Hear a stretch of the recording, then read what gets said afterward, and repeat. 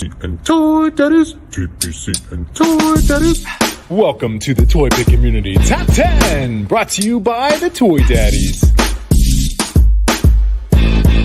Hey, what's up, everyone? It's another Wednesday. It is the TPC Top 10, and boy, are my arms tired. It's great to see everyone here with you, as always, right here. Toy Father, how's it going? And we got some guests. We got some awesome guests. We got No Chewing. He's not a guest, but he's a host. Hey, what's up? Yimbo all the way over there. You look like you're about to cry Chop 88. We got 88 Figs. Hello. Sixth man of the YouTube community. How you doing, buddy? Good. And we have a special guest tonight. Still what? Oh, no. Special guest first. And we have a special guest tonight, Rob, Savage Crucible. Thanks for joining us, buddy. Guys, how you doing? Doing well. I'm glad to be here. You guys are a fun group, that's for sure. Yeah, we're fashionably late start as always. It's all good. This is what we do. So hi everybody. Just some behind the scenes at 1.80. It's like, so what questions have you asked? And we haven't even started the stream yet. So I will take the blame. I'm having technical difficulties. All good. Yeah, it was worth the wait. Yeah. Well, Rob, I want to start out by thanking you. Again, we've been trying here each week to bring not just fellow toy photographers, but also toy makers such as yourself to give us that peek behind the curtain. So we really appreciate you taking the time out of your schedule today to join us. We were very excited to talk about your line and the lore and all those other good things. Oof. Guys, I really appreciate the opportunity. So, and I appreciate the other guys like Jason and Dacker that you've had on the show as well. So I know they appreciate it. By the way, I'm just going to throw out the quick little compliment. I think what was real, I mean, I don't know, maybe this could be also tied into the first question, but that marketing push when you sent out the coins and got people talking, that was an amazing, like, I remember distinctly. I mean, it was like Pixel Dan and like all these guys like figuring out. It was really cool seeing like these other personalities out there like, ooh. Thank you. I almost screwed that up too. So some really astute people actually kind of figured it out a little bit. So they were nice enough to let it go on for a couple more days. But that was a fun event. I had no idea if that was going to work, but I had fun planning it and we had fun executing it. Yeah. So Rob, I'm just putting up some of the like products and whatnot of your line and everything. Do you want to just like tell us a little bit like how this started and start from the beginning? I'm sure you're tired of telling us, or telling people, but it would be great to hear all that the whole journey. I mean, let's be honest. It all starts with our childhood, right? So, I was a big Motu fan, Star Wars, G.I. Joe, Transformers. I mean, name every toy line in the 80s, and I at least wanted to buy it if I didn't. So that's really where it started. I was a big Dungeons and Dragons, Conan, Lovecraft fan growing up. I liked the sort of the mystery, the unknown. That was something that I really enjoyed back then, so that mine can be creative. But I think where the idea for an action figure line or thinking that I could actually accomplish this came from MAFC, My Action Figure Customs. And that was a third-party company the website's still up. We don't print anything right now. We stopped over the summer. But essentially, we were creating third-party parts for customizers to create figures that they wanted. And through that, I got to meet a lot of amazing artists, 2D and 3D artists. And we all had these ideas of toys that we wanted, but no one was really putting out. And we're like, well, we're already halfway there. Let's just make our own toys. And that was sort of what started it, just in terms of that. So I know that you can go to the website and you can see all the people on the team. And it is a very, very large team. And I tell people all the time, it looks like I'm coming up with a lot of brilliant ideas, and it's not really true at all. There's just a lot of really talented people that I get to work with, and that's where a lot of these amazing sculpts and the ideas behind the sculpts come from. So it's not any one person. So I would never want anyone to ever think that. So in terms of just like a kick-ass like launch name, Savage Crucible, like I definitely see the Motu inspired piece. Were you the one that came up with like the designs, like everything like that, or how does that work? So certain decisions, obviously someone has to make them, right? And so there's it being a fantasy theme is something that I wanted. There's a lot of fantasy characters that I didn't feel like were being touched on, like, H.P. Lovecraft type characters, Anoids. I felt like Lizardmen were greatly underserved. All we ever got was Lizardman from Marvel, and no one was ever really touching reptilian men. And to be honest, barbarians are pretty few and far between, right? There's a lot of other archetypes that I really love that we'll get in the line, but those are just the main ones that I felt like that were greatly underserved.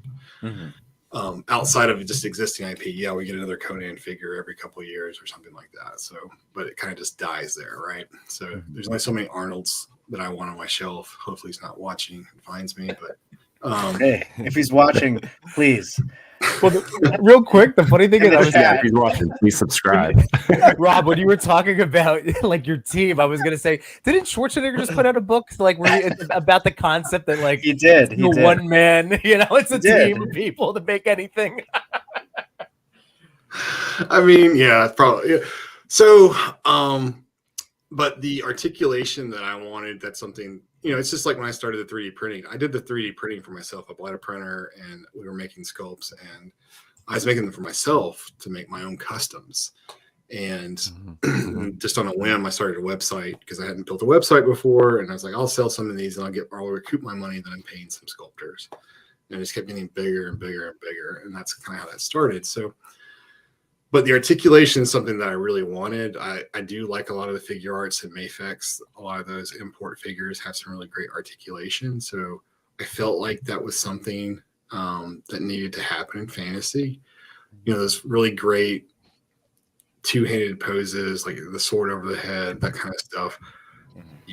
That's what I wanted. And there wasn't really anything on the market that could do it well. And so that's where we started.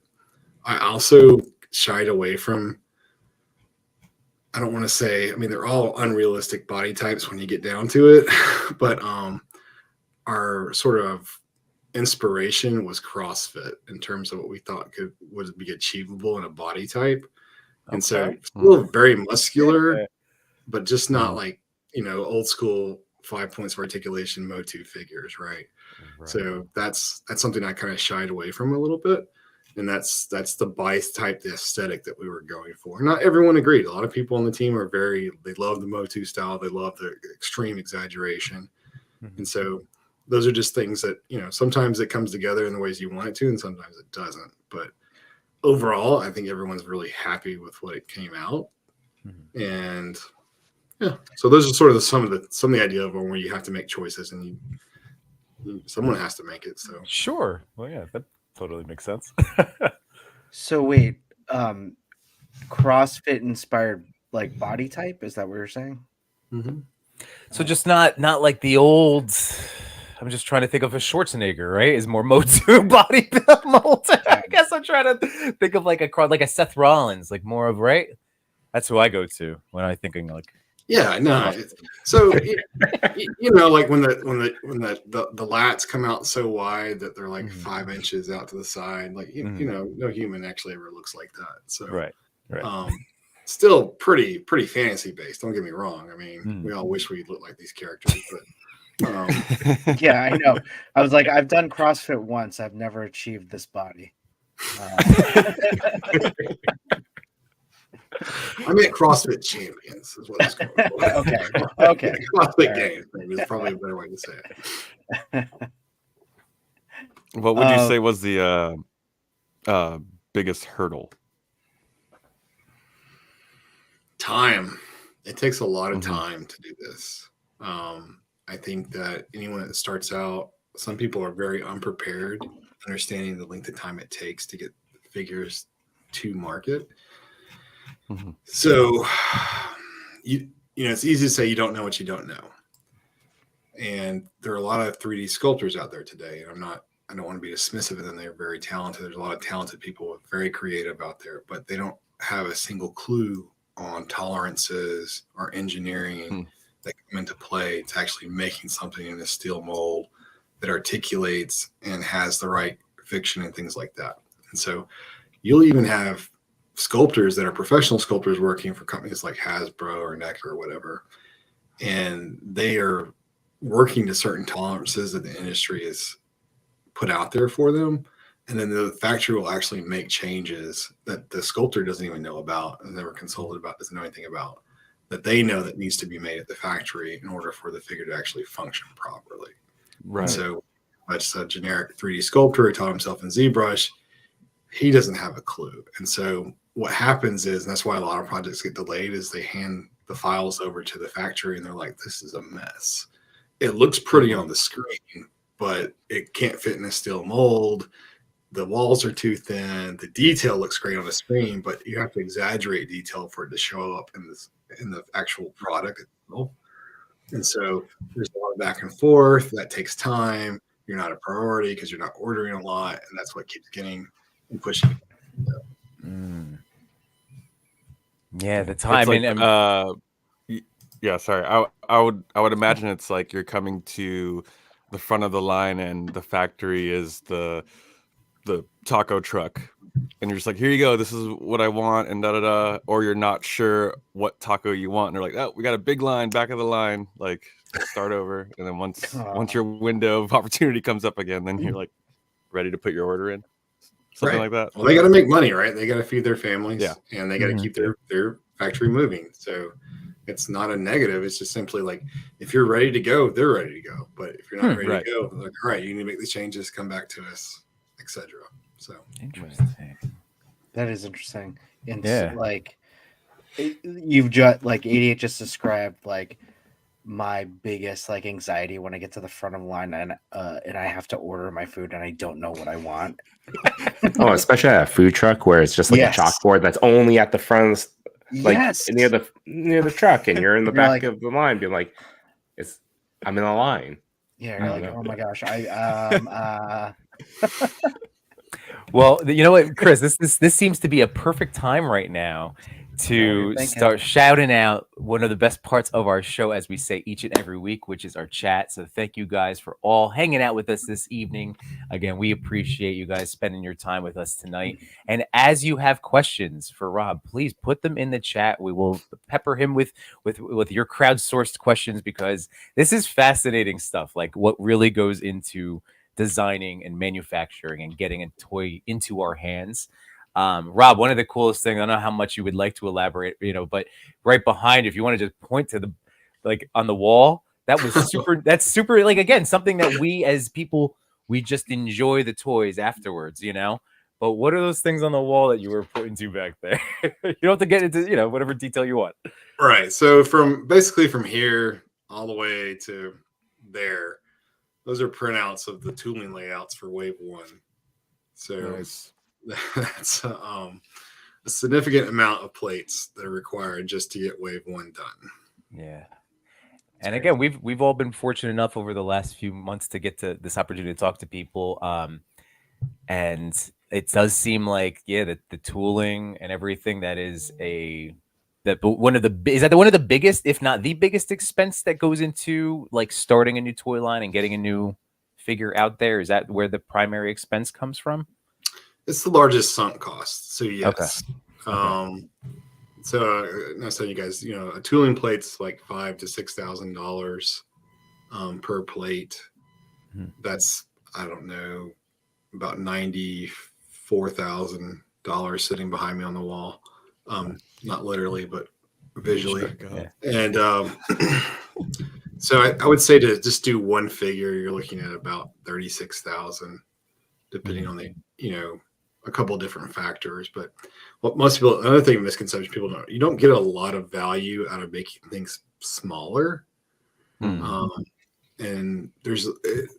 tooling is very complex, and what they do is they just send you a bill for the average of what a plate costs, and how much tooling function doesn't necessarily go into it. And so how much tooling function that you have on a plate can dictate how much you can put on a plate, not just the mass that you're putting on a plate. So those are important things to consider. And when we talk about tooling function, if you think of like a shin piece, right? And it has a peg that goes to the top and a peg that goes to the bottom.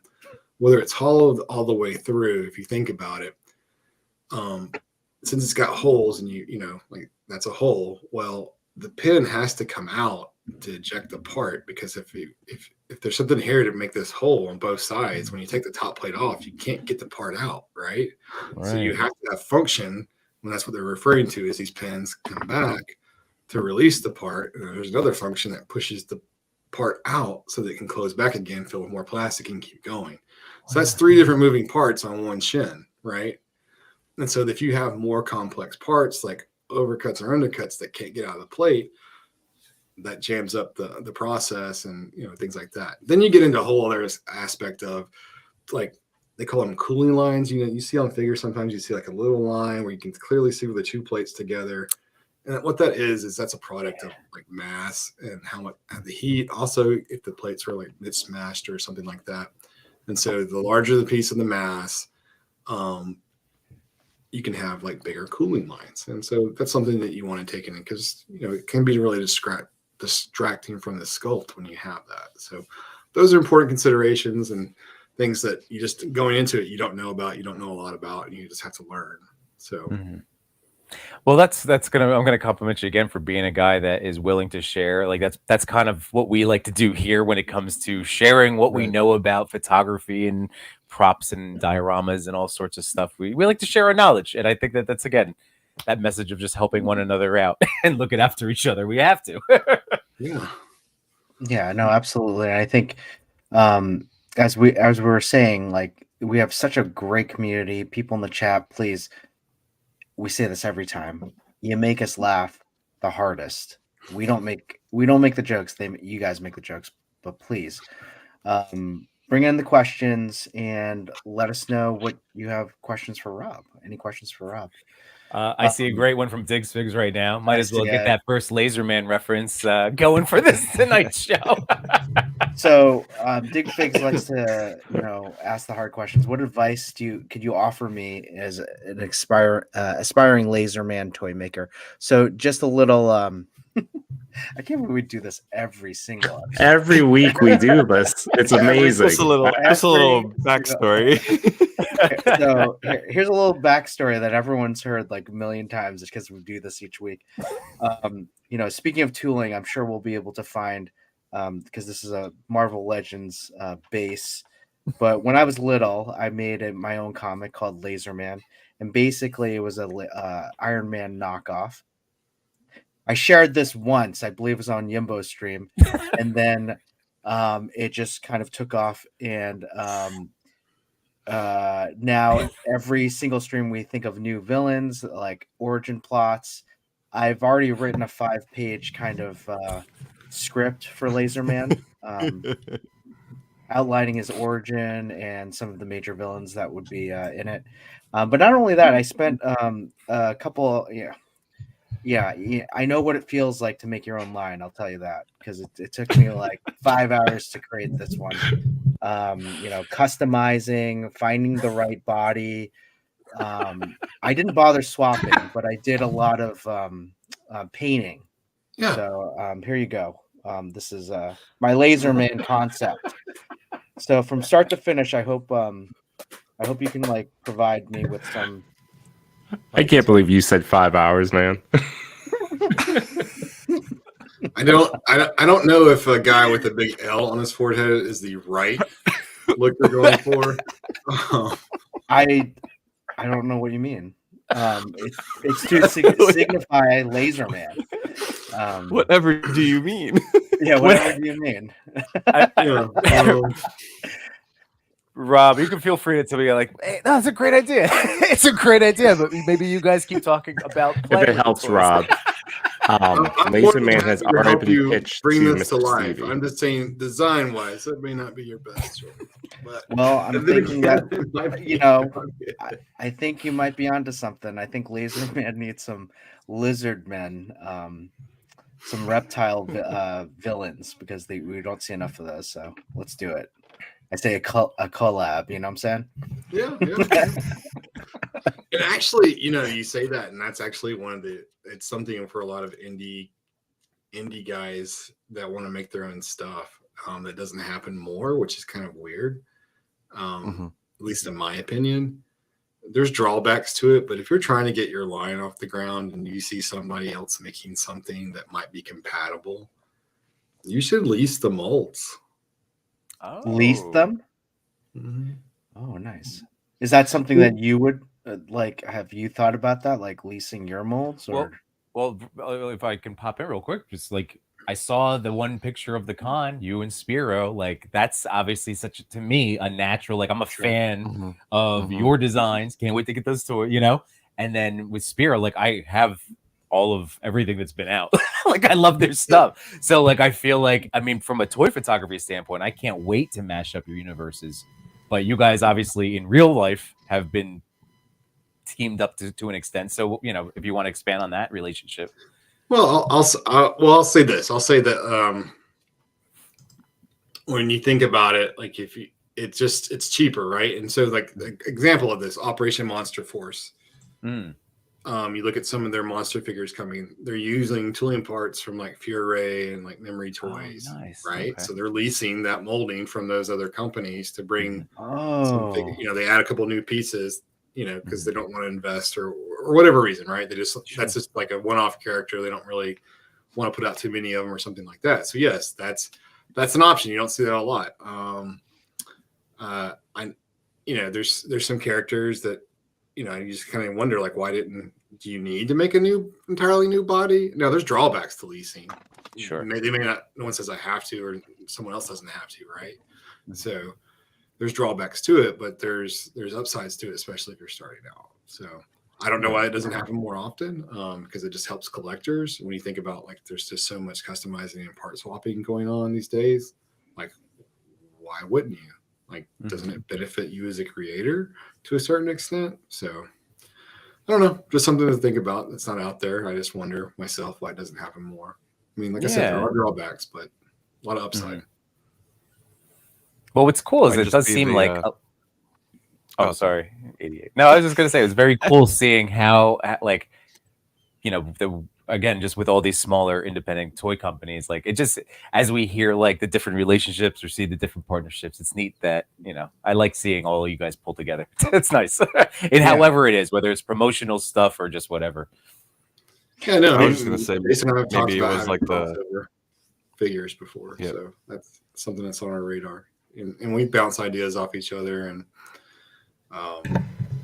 so you'll see some more collabs between different companies in the future too. So it's pretty interesting. It like seeing you and Jason together. It's like kind of like when DC and Marvel comes together. Just thinking about like, wow, like these two universes are coming together. I'm always such a sucker when like two things from different universes come together. For example, my daughter was really into Elena of Avalar, and then at one point we find out that Sophia the First crossed over with Elena of Avalar. It was a big deal in my house. So just letting you know, that's what I think about when I see you and Jason. I was going to go with Batman Wolverine, but yours works well too. Hey, Dark Claw is great too. Totally same vibes. I totally get it. Or Motu and TMNT. They're about. That's like everyone talking about. It's a new line coming out, right? I'm just saying, like that's true. That's true. Yeah, that's true with like Mythic Legion, Cosmic Legion, even Animal Wars of the Kingdom doing a Motu inspired. I always buy those figures. Tanger's a great figure. He's pretty awesome. Yeah. Josh Brown, I would imagine leasing would be much more common among the indies. I wouldn't see Hasbro or Mattel sharing molds. I don't think that's true. I agree with that to a certain extent. Yeah. Canadian come up with an intro for the Laserman cartoon. Yeah, they want me to narrate your. Oh yeah, dude, you have a Yes. great voice, of course. Or do the music as well. Set the Yes, Right. soundscape for the Laserverse. With each live, this becomes more and more. It's world building. manifested, right? Yeah. It only comes In every 1% definition of the worse word. every day. Rob, in terms of what I really enjoy just hearing you talk is like the process itself. Like for me, I'm getting the vibe that you love to dive into how something is made, how to do it, not necessarily the right way, but find ways to make sure that it is the most optimal product. And in terms of how you describe it, you're very intelligent. I get that sense off of you. But More pretty than intelligent, but we'll go with it. That's fine. pretty okay. Was it? But what I really appreciate is that on your website you have like the countdown or count up from when the Kickstarter started to now. Not many companies really do that at all. To kind of show like, listen, I understand the wait is long, but I'm reminding you that I'm doing my best to get it out. No, I appreciate that, and everyone on my team knows that I don't give I don't care for yes men. I don't have to like your opinion to respect it. So, and I value different opinions, and I definitely want to be held accountable, especially when I tell someone I'm going to do something. I'm quite simple in that, it's real, say what you do and do what you say. It's not a real hard concept. It's probably hard to do for some people, but yeah, I wanted the clock up there, and it was really important to me that people understood, because I don't, as a collector, and once again, people think that I'm going after one specific company when I say this, and it's not. There's so many companies that do this. It's just gotten out of hand how long we put up money for pre-orders and people hold on to our money. And so when you go back and you look at how much money you have outstanding on pre-orders going over 2 years, it's a ridiculous sum of money that companies are holding on to. So that's something I didn't want to do. Kickstarter was a little bit different in the sense that I was sort of between a rock and a hard place, putting up 3 waves, because I wanted people to understand it just wasn't a lizard line. I mean, we all know like a lot of fans only have attention spans because there's so much out there, and they just say, oh, well, I'm not into lizards, but they might be more into Cthulhu stuff. They might be more into the barbarians.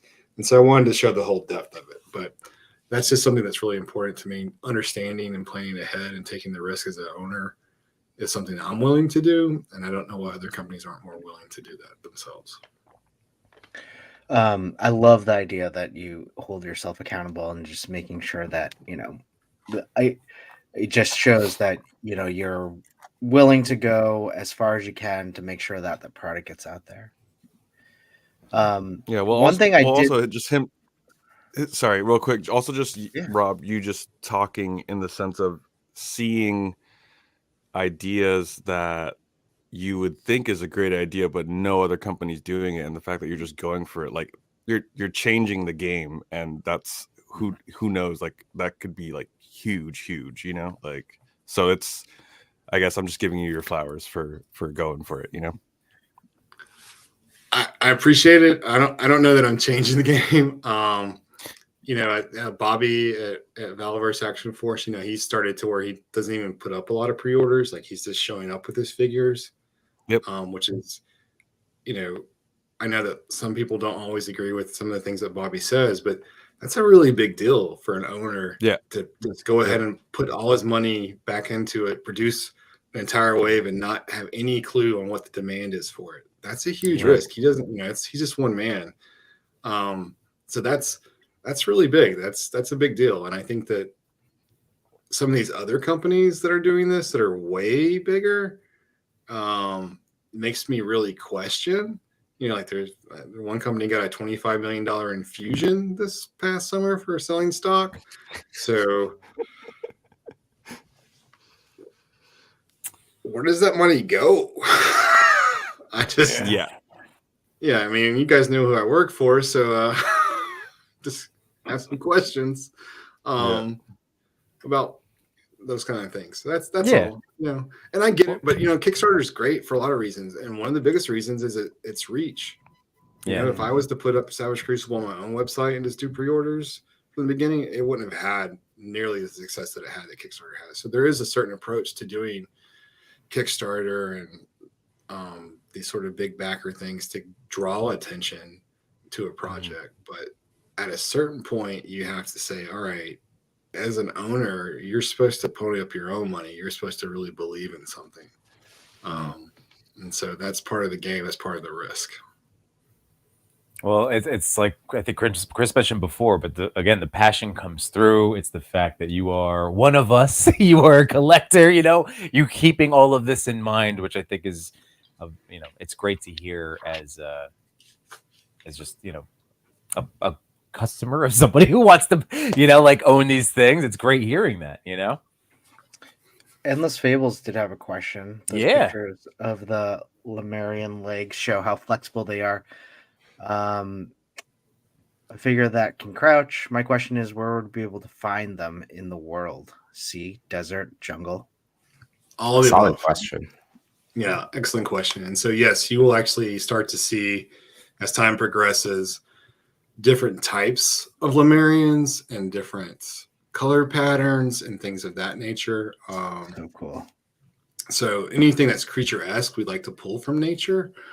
Still put our own little spin on it, but having things in the jungle and in the desert, especially any kind of reptilian characters, is important. So you'll start to see, as one character is very specific to a specific type of reptilian that we haven't revealed yet. It's got a really fun character, and I think people are really going to enjoy it, but don't want to spoil anything just yet. But yes, it's a great question. In terms of the world building, there are no limits to it from that perspective. That's awesome. That's really interesting. Because your Kickstarter was one of the most, in the indie toy side through Kickstarter, is one of the most successful ones, which meant a lot of stuff is being made. I'm telling you, come on, a lot of stuff is being made. Is that you still have some cool stuff in the pipe that, it's interesting. Oh, I don't, what's not up here because I don't want anybody to see. There's 2 tooling plates in the first wave that don't go in the first wave, but they're already being tooled so that we can quickly offer. We plan ahead, and so there's parts up there that go with parts that are being made that go on parts that are in wave 2 to create entirely new characters.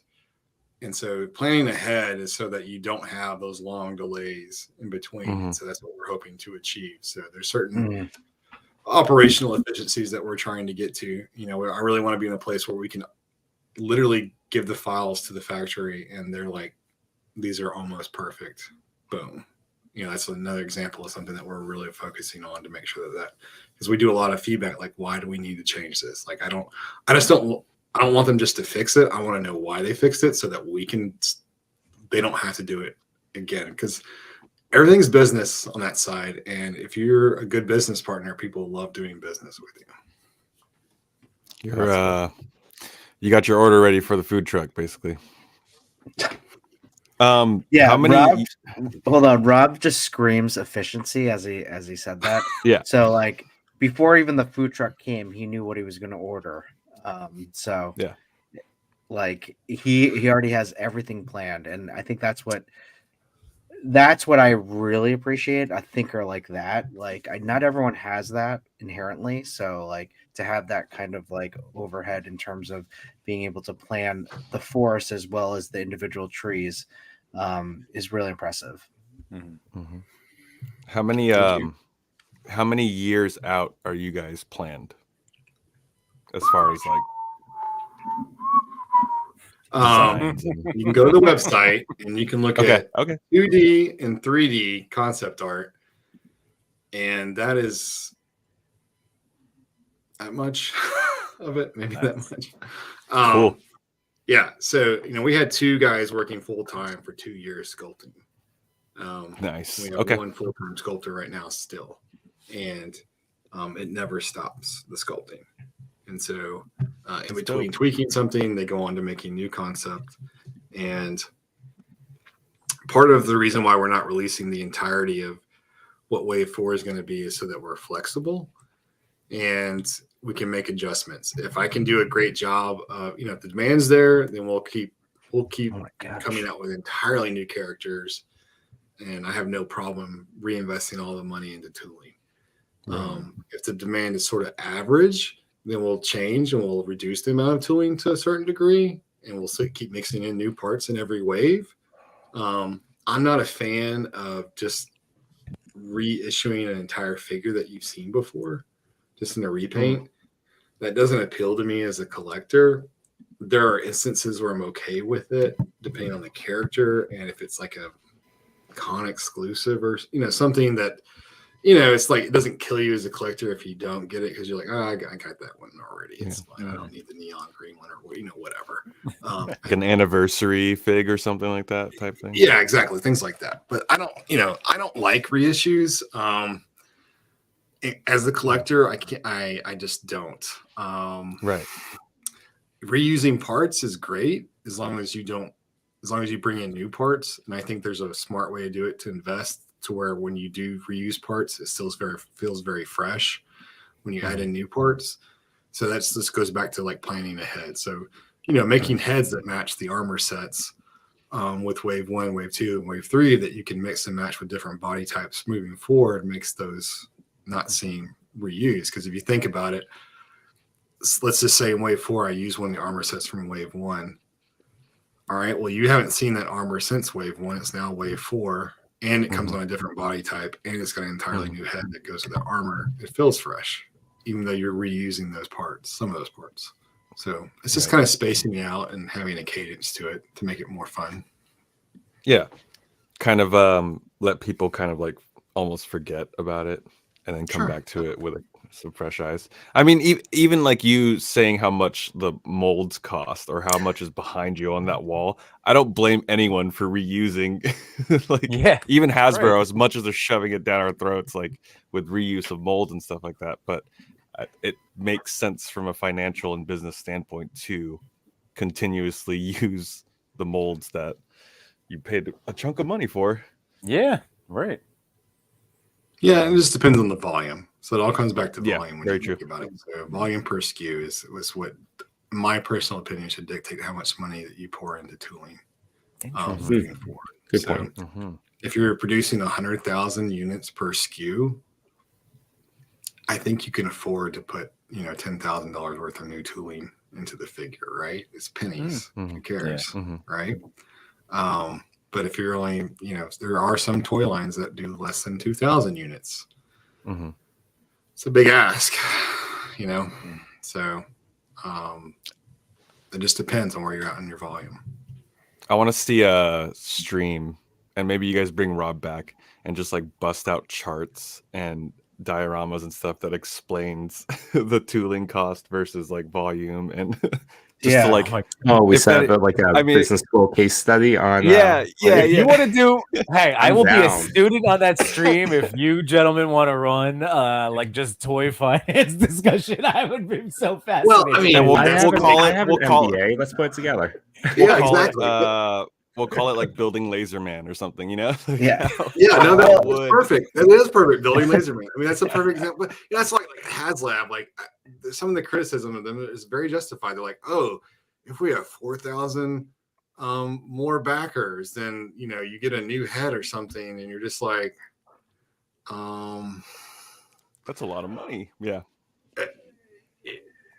Yeah, you're just like, okay, like you cost yourself a penny or something, 10 cents, whatever. And you're just like, oh, that's not really a big thank you to, and it's kind of sucks a little bit. But that's not the people that are creating. I think sometimes we're too hard on the teams behind it. Right. Like they're employees of a corporation. They report to a lot of guys who have zero passion about toys, who literally are only concerned about the stock price, right? Yeah. And so and some of us on this call understand the never-ending need for continuous growth.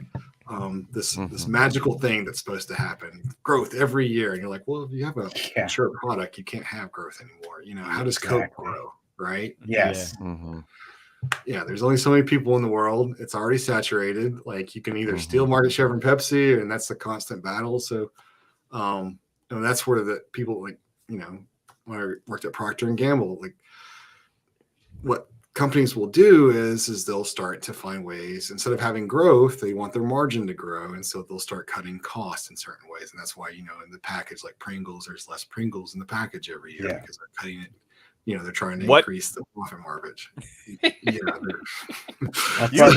You knew 88. You saw it. That Lay's bag is half full. Yeah, it's half full. It's all air fluff. But yeah, no, it always goes back to that like artist versus business mindset, right? You got the people that are like, this would be really cool. Then you got the other people who are like, yeah, but will it make us money? Like, so right. And you know, I think there's a balance, right? I mean, if you don't make money, then eventually you go out of business, you know, unless you're just incredibly wealthy and willing to just do something for the hell of it. But it goes back to, do you need to earn like 1,000, 10,000 times what the average employee makes at your company? Or are you okay with 500 times or 50 times what the average employee makes? Right. Right. Yeah. That's why there's strikes. I have a question. So, Rob, would you like to expand? Not to like, you know, this is not a sales pitch, but you mentioned articulation. Would you like to let our audience know some of the other features, like some of the things outside of the lore, and in addition, you know, I'm thinking of all the parts and all the different accessory packs and all, you know, but some of the things that they might not know that went into this line and what they could order today, you know, whether it's on Big Bad or through your website. Those are the two spots right now that people can. There's a couple other places, some smaller mom and pops that might have it up for pre-order. There's not that many retailers actually out there. I think eCollectibles in Canada is carrying them as well. But cool. Okay. Yeah. So essentially, right now you can go to the website and you can still pre-order most of Wave 1. The Conclusive is not available for pre-order.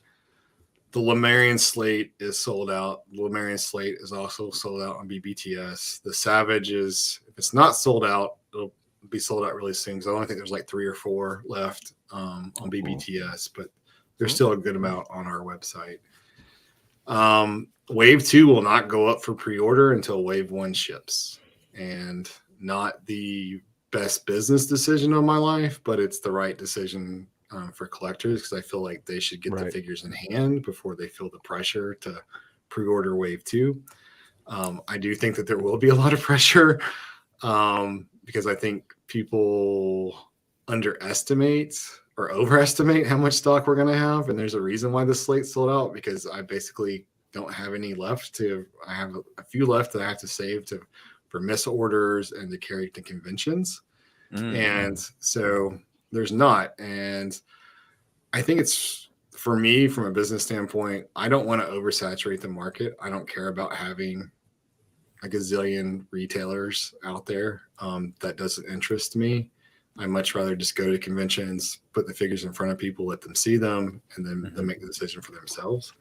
Now, in terms of the figures themselves, yeah, there is a lot of pop and swap on the figures. You can mix and match the shins, the armors from Wave 1 to Wave 2 to Wave 3. The character packs are unique in the sense that we put all the parts, for the majority of the parts, 9% of the parts in the character packs are new tooling. They're only available in those packs. So there's extra heads in there, there's armor, there's all kinds of accessories, even heads and things like that that are unique that you can only get in the packs. And it was a decision I made in the beginning. Not everyone was a fan. A lot of people wanted those parts packed in with the figures. And, you know, I could do it that way, but the figure would cost more. So it's one of those things where it's like, okay, you have a choice. There's no wrong way or right way.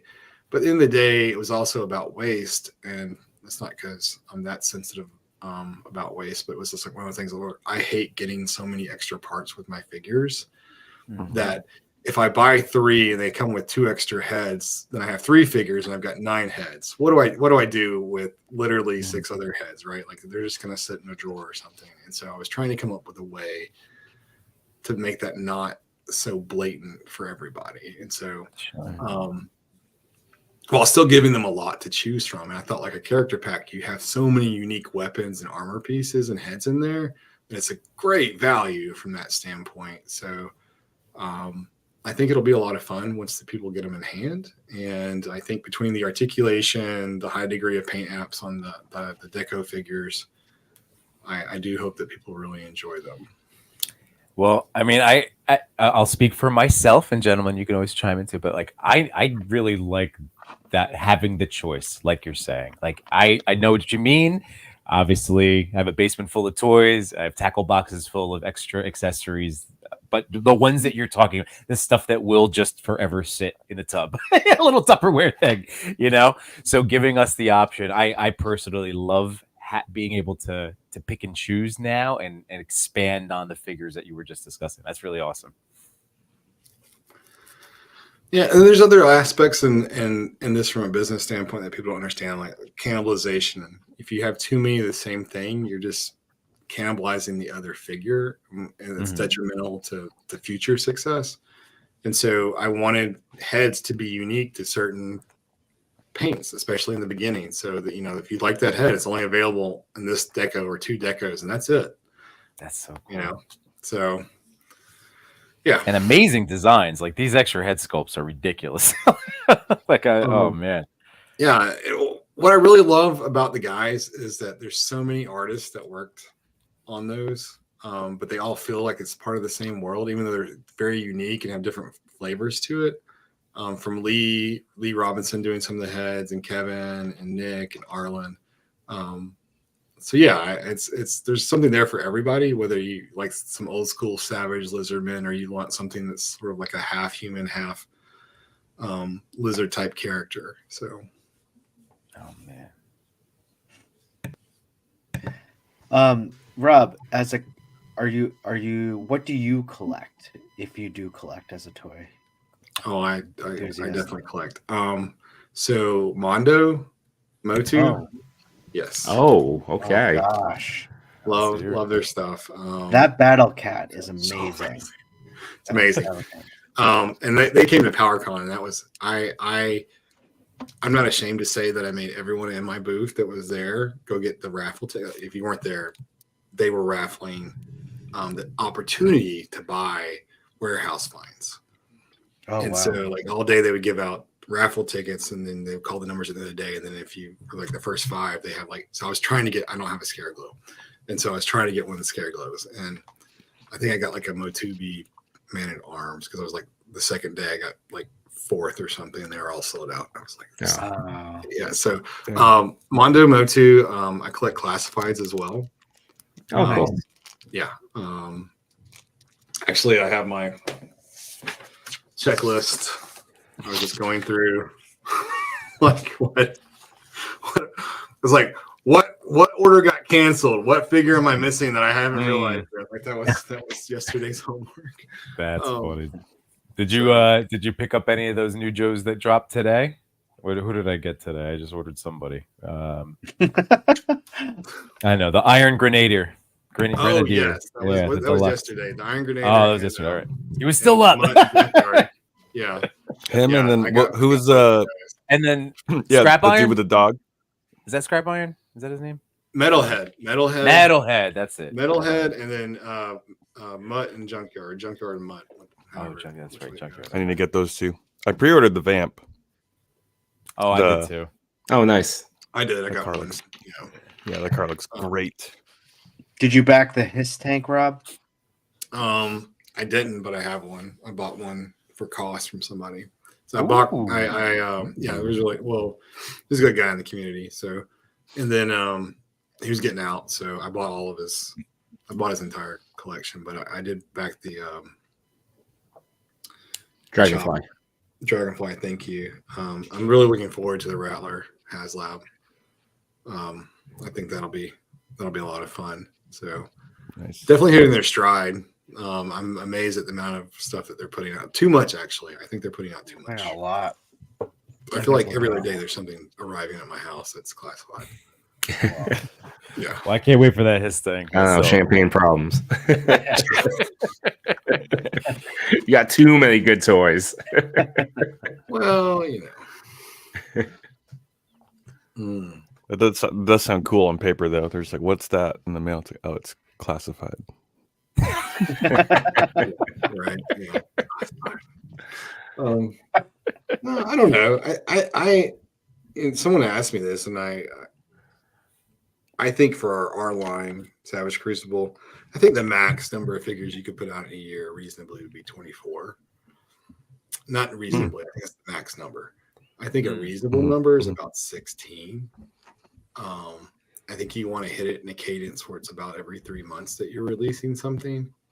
And I think you know, an ideal world, let's say 4 figures every 3 months or something. If you could get it to that point, I think that's the perfect sweet spot for collectors. It's enough to keep you engaged, but not feel overwhelmed. And I do think that some companies are being short-sighted about how they're putting out things, and I think they're going to burn people out. So I think one of the worst things in collecting is oversaturating the market. And I really do hate what is happening with, you know, I get Hasbro. I get some of what's going on at Hasbro, but I don't care who you are. It burns you when you paid full price for something and someone got it for $6. Yeah. So. Or not get it at all because the shipment went right. No, exactly. over to Ollie's and never hit your stores. Sure, yeah. Tracksuit Mafia people. Yeah, I did just approve another delay of my tracksuit. Guys. Oh, that's good. That's good. You know, clearance has come out. You know, Hawkeye was on Disney Plus like 2 years ago. That's cool. Yeah, That's cool. no worries. By the way, I'm looking at the chat. Choi Chase, my man. I just did while we were talking about it. I was like, that dog. Classified has the best animals. I mean, animal, like actual animal figures that I own right now. I really like their stuff. The Fiona, Timber. Oh yeah. Back to what you were saying about the number of figures that you know, reasonable for the year. In case an all-in type collector for Savage Crucible, you estimate to be under, say, $1,000 for the toys a year. Yeah, I think ideally in an all-in wave per quarter, you want it under $200. So I think you actually want to be in it right at 800 or below for an entire year. I think That's the interesting. right place to be. I think that actually is reasonable, especially for when it first starts out, because people will go in, but you want to keep them in, and you don't want to just keep hitting them every 6 weeks. Right. Right. Because then they will eventually become a you know, they pick and choose at that point. Yes. They pick and choose. That leads to cannibalization. Like, yeah, great. You've got this wide amount of figures, but now half your collectors are picking this one, and the other half are picking this one or something. And then the total volume per SKU is lower. It just doesn't, I don't think that's a great idea. I could be wrong. These are just theories, guys. No, We're talking. This is just talking. People think that like I say these things, I'm like being absolute. I'm like, no, this is what I think. Some of the data supports this that I've seen, and you know, part of it's just, you know, my own experience. And you'll find out if you're right or wrong in the next couple of years.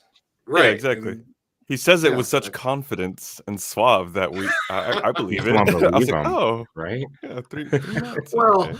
I mean, look, we all, it's not really hard to look at demographics and income demographics. And I mean, it's pretty easy, right? I mean, it's not that hard to come up with the data to get to a reasonable conclusion. And then when you start thinking about like people are usually collecting more than one line, right? And then you're like, yes, guilty.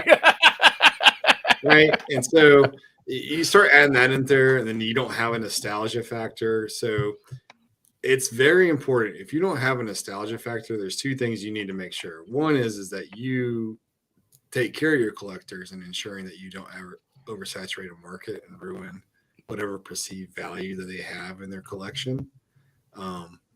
Now, granted, yes, I get it. Sometimes I just buy things because I want them and I think they're cool and I'm happy with the purchase. I'm happy with my Crimson Guards. I don't care that they were always for $6. I would have bought them anyway. Like, I'm fine with it, right? Like, maybe I would have liked to have picked up like more than 2, or something like that. But that's okay. Yeah. So I think that's important. The other thing I think is important is making sure, like, being respectful and understanding that if I'm going to make something, I want to make it really compelling, and focusing more on making the most compelling characters than trying to knock someone over the head with just pure volume. So I don't want to speed up on Funko Pop for a second. How many freaking Funko Pops are there? Like, I don't know. Are there 20,000 different ones? I have no clue. I will say there's landfills full of them. I was going to say there's at least 20,000 in landfill right now. Yeah. And hey, they still deserve. They could have gone to hospitals. I'm just saying. Like, I know. Yeah, fair point. Yeah, they could have been given away. And I mean, I don't really care. I mean, they were cute when they first came out. I was like, oh yeah, okay, that's a cool thing. And then I was like, all right, I'm not really that big on them. But just an example is just, I don't think that's where I want to be. I'd rather be a toy company that's for collectors or a collectible company versus, a big time, I'm putting my stuff in Target and Walmart kind of thing. That doesn't do anything for me. Quality over quantity. Yeah, very much so. So our character designs, especially moving forward, are very focused on trying to make them very unique and very impactful. Like, so when someone sees it, they're like, man, I really like that. I haven't seen that before. It might hit you in the vibes or the feels in certain ways that it brings up some nostalgia, but we're not trying to we're trying to evoke the feelings of nostalgia, but not something new to it as well. Speaking of figures that ignites that, like, someone sees and is like, oh, that's really cool, like that, oh, I should buy that mentality. How you probably can't answer this or shouldn't answer this. How long do you have to wait for that shark humanoid action figure? Because that would be dope. No, I just saw that. I was like, yeah, I know shark people. Well, it makes sense. Lizard people. Now we have shark people, but that's one that I absolutely want. Why hasn't someone done a Street Sharks line? I know that 5K is isn't it Fury? They're doing the Sharks. Yeah. And I know that Jason said that they're different. Jason, the guy behind that, he said that they're going to be bigger because the ones that I saw in person were too small. In person, they were underwhelming.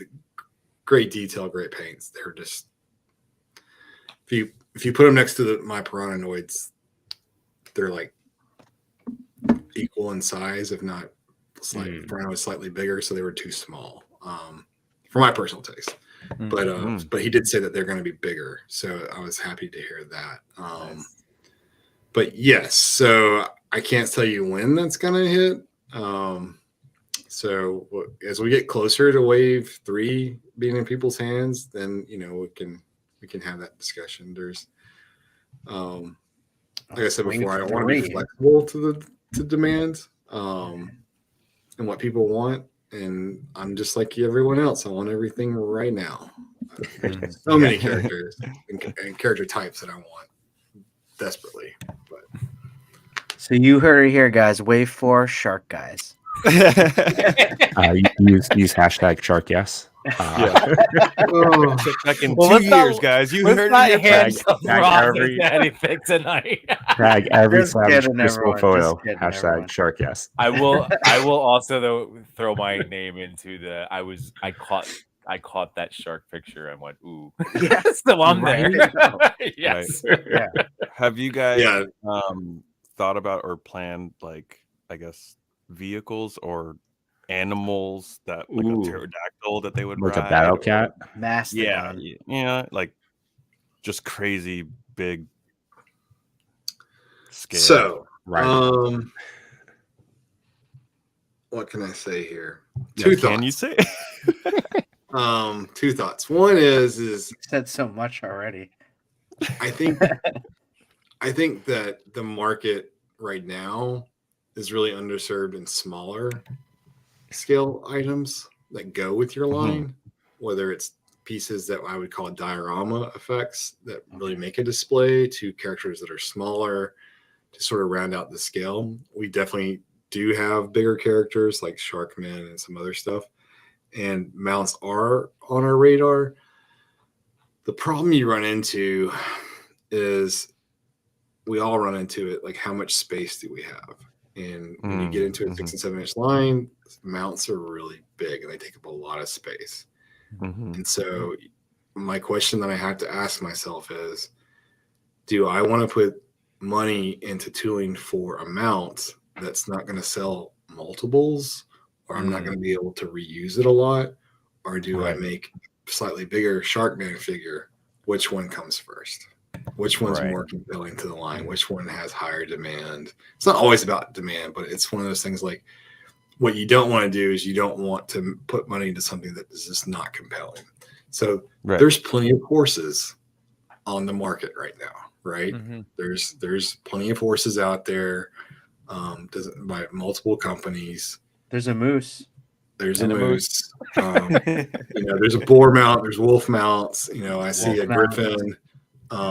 And that company is actually putting out a horse, and I'm sitting there going, "Why are you like you do all these great like fantasy mounts, and then you're going to put a horse out?" Like trying to get into the horse market, I guess. Right? Like I don't think there's it's called a horn. It's a unicorn. No, it's not that would make sense to me. Like you put out a unicorn, like I would come like, okay, I get it. Like badass unicorn. It's like you're leading because no one's done a unicorn, right? Like so, seahorse.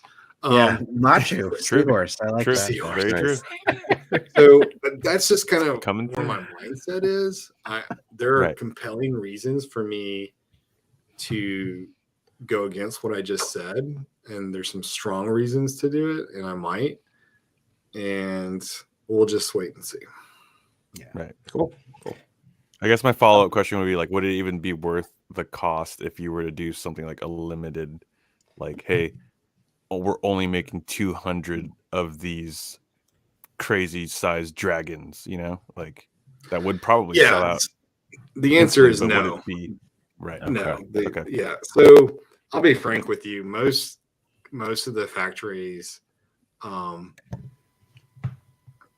not do runs under 1,000 units per SKU. Okay. Most don't like to do anything under 3,000. There's one factory that a lot of companies use that will do, let's say 500 per SKU or whatever. But you're going to wait years to get your stuff. And that goes back to how committed is a factory to making sure everything that they do on that really low limited run is on the tee, because they're not making any money off that. Right. Well, I think about what I just backed, and there were only 5,000. The cat lair. I mean, I wonder how much of a profit Super 7 would be making for that. But honestly, that is a fan, just kind of a. I felt like that was just like fan service for that, but. Yeah, you can do it, but there's a certain point where it just doesn't become feasible. Like it just. And you risk alienating the people that you work with on the manufacturing side by asking too many requests, right? Got it. And so what you're starting to see is companies figuring out, like, I can't put in an order for 500 units for some con exclusive because I'm a small indie company. So I'll put in a number like 1,500 or 2,000, and what I'll do is I'll have 500 that I sell in China through a distributor, and then I'll have 500, and the car gets 500, and I'll slowly let my 500 out as I go to other conventions or something, something of that nature. I'm just making up numbers, but sure. And that's a more viable strategy from that standpoint. Yeah. Right. Now, are a lot of these factories overseas? They're all overseas. They're all overseas. So what you're saying I have one is factory that I use in the United States, but it's not from manufacturing tools. I was going to say, what you're saying is us as a toy community, we need to come together and create our own factory and then we could do all these limited runs for whatever price we want. I have a resume, it's not so we can do that. No, so it's not that You have a it's very not- poor resume. Yeah, it can be done in the A United resume. States. Like you could, there. I mean, hell, there's 2 buildings over. There's an injection mold company that makes plastic. It makes all kinds of parts out of plastic, and so the making the steel molds can certainly be done. Injecting them in plastic can certainly be done in the United States. The cost will be higher, but where China excels beyond just the expertise and understanding joints and things like that in the toy industry is that the labor they have for painting figures is where that's their bread and butter, right? Like they can do, like you couldn't do that in the United States. You couldn't paint toys in the United States. Can you imagine trying to get laborers to paint eyes in a factory? Like that's just not going to happen, right? And so what some people have done, I know in the 5POA community, the old school Motu, what those guys are doing is they've figured out how to make certain parts, like just have arms and torsos and legs made, and then they they put those parts together in a special combination. They call it a limited exclusive, and they'll sell 200 of them, like some old school Motu figures, that kind of stuff. And so that's unique. That's something that can be done from that perspective, but you have to really plan it out ahead. But there's a lot more of us than 200 or 300, so I don't think you have to go that low. I see Josh Brown asked a great question. Is this how all the S7 exclusives end up being on BBTS later? I wonder, even site exclusives. Yeah, again, this is where we get into the distribution and the other aspect of the toy world that I have no idea. Just like, oh, I thought that was an Amazon Snake Eyes. Nope, he's in Target now. Cool.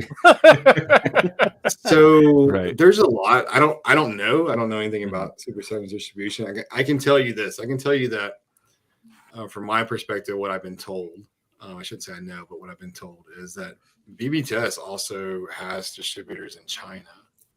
All right. So your figure, you could have a distributor in China sell their stuff to BBTS. And so like when I did my agreement with my Chinese distributor, it was strictly forbidden that they can sell anything or anything can show up in the United States. And I made it in such a way that I knew which distributor it was so that I would know if my stuff was showing up here, because the worst thing you can have is someone in China buys a bunch, can't sell it. So, hey, I'll go dump it on Amazon in the United States and undercut everybody. And then what do? They're just dumping your product, right? Right. And so there's certain things that you need to make sure that you have in that standpoint. But yes, there is something to that. And then also there's this concept rather, that if you don't have a lot of faith in your factory, there's nothing to stop the workers from doing a run at night, or there being extra stuff produced if they think that they can make money off of it, right? So there's a lot of reasons why that may or may not happen that certain way. So I can't say for certain, but there's just a multitude of ways that you have to be careful and make sure that things are going the way you want them to. But also, yeah, if something doesn't sell well, other companies, they just dump the stock.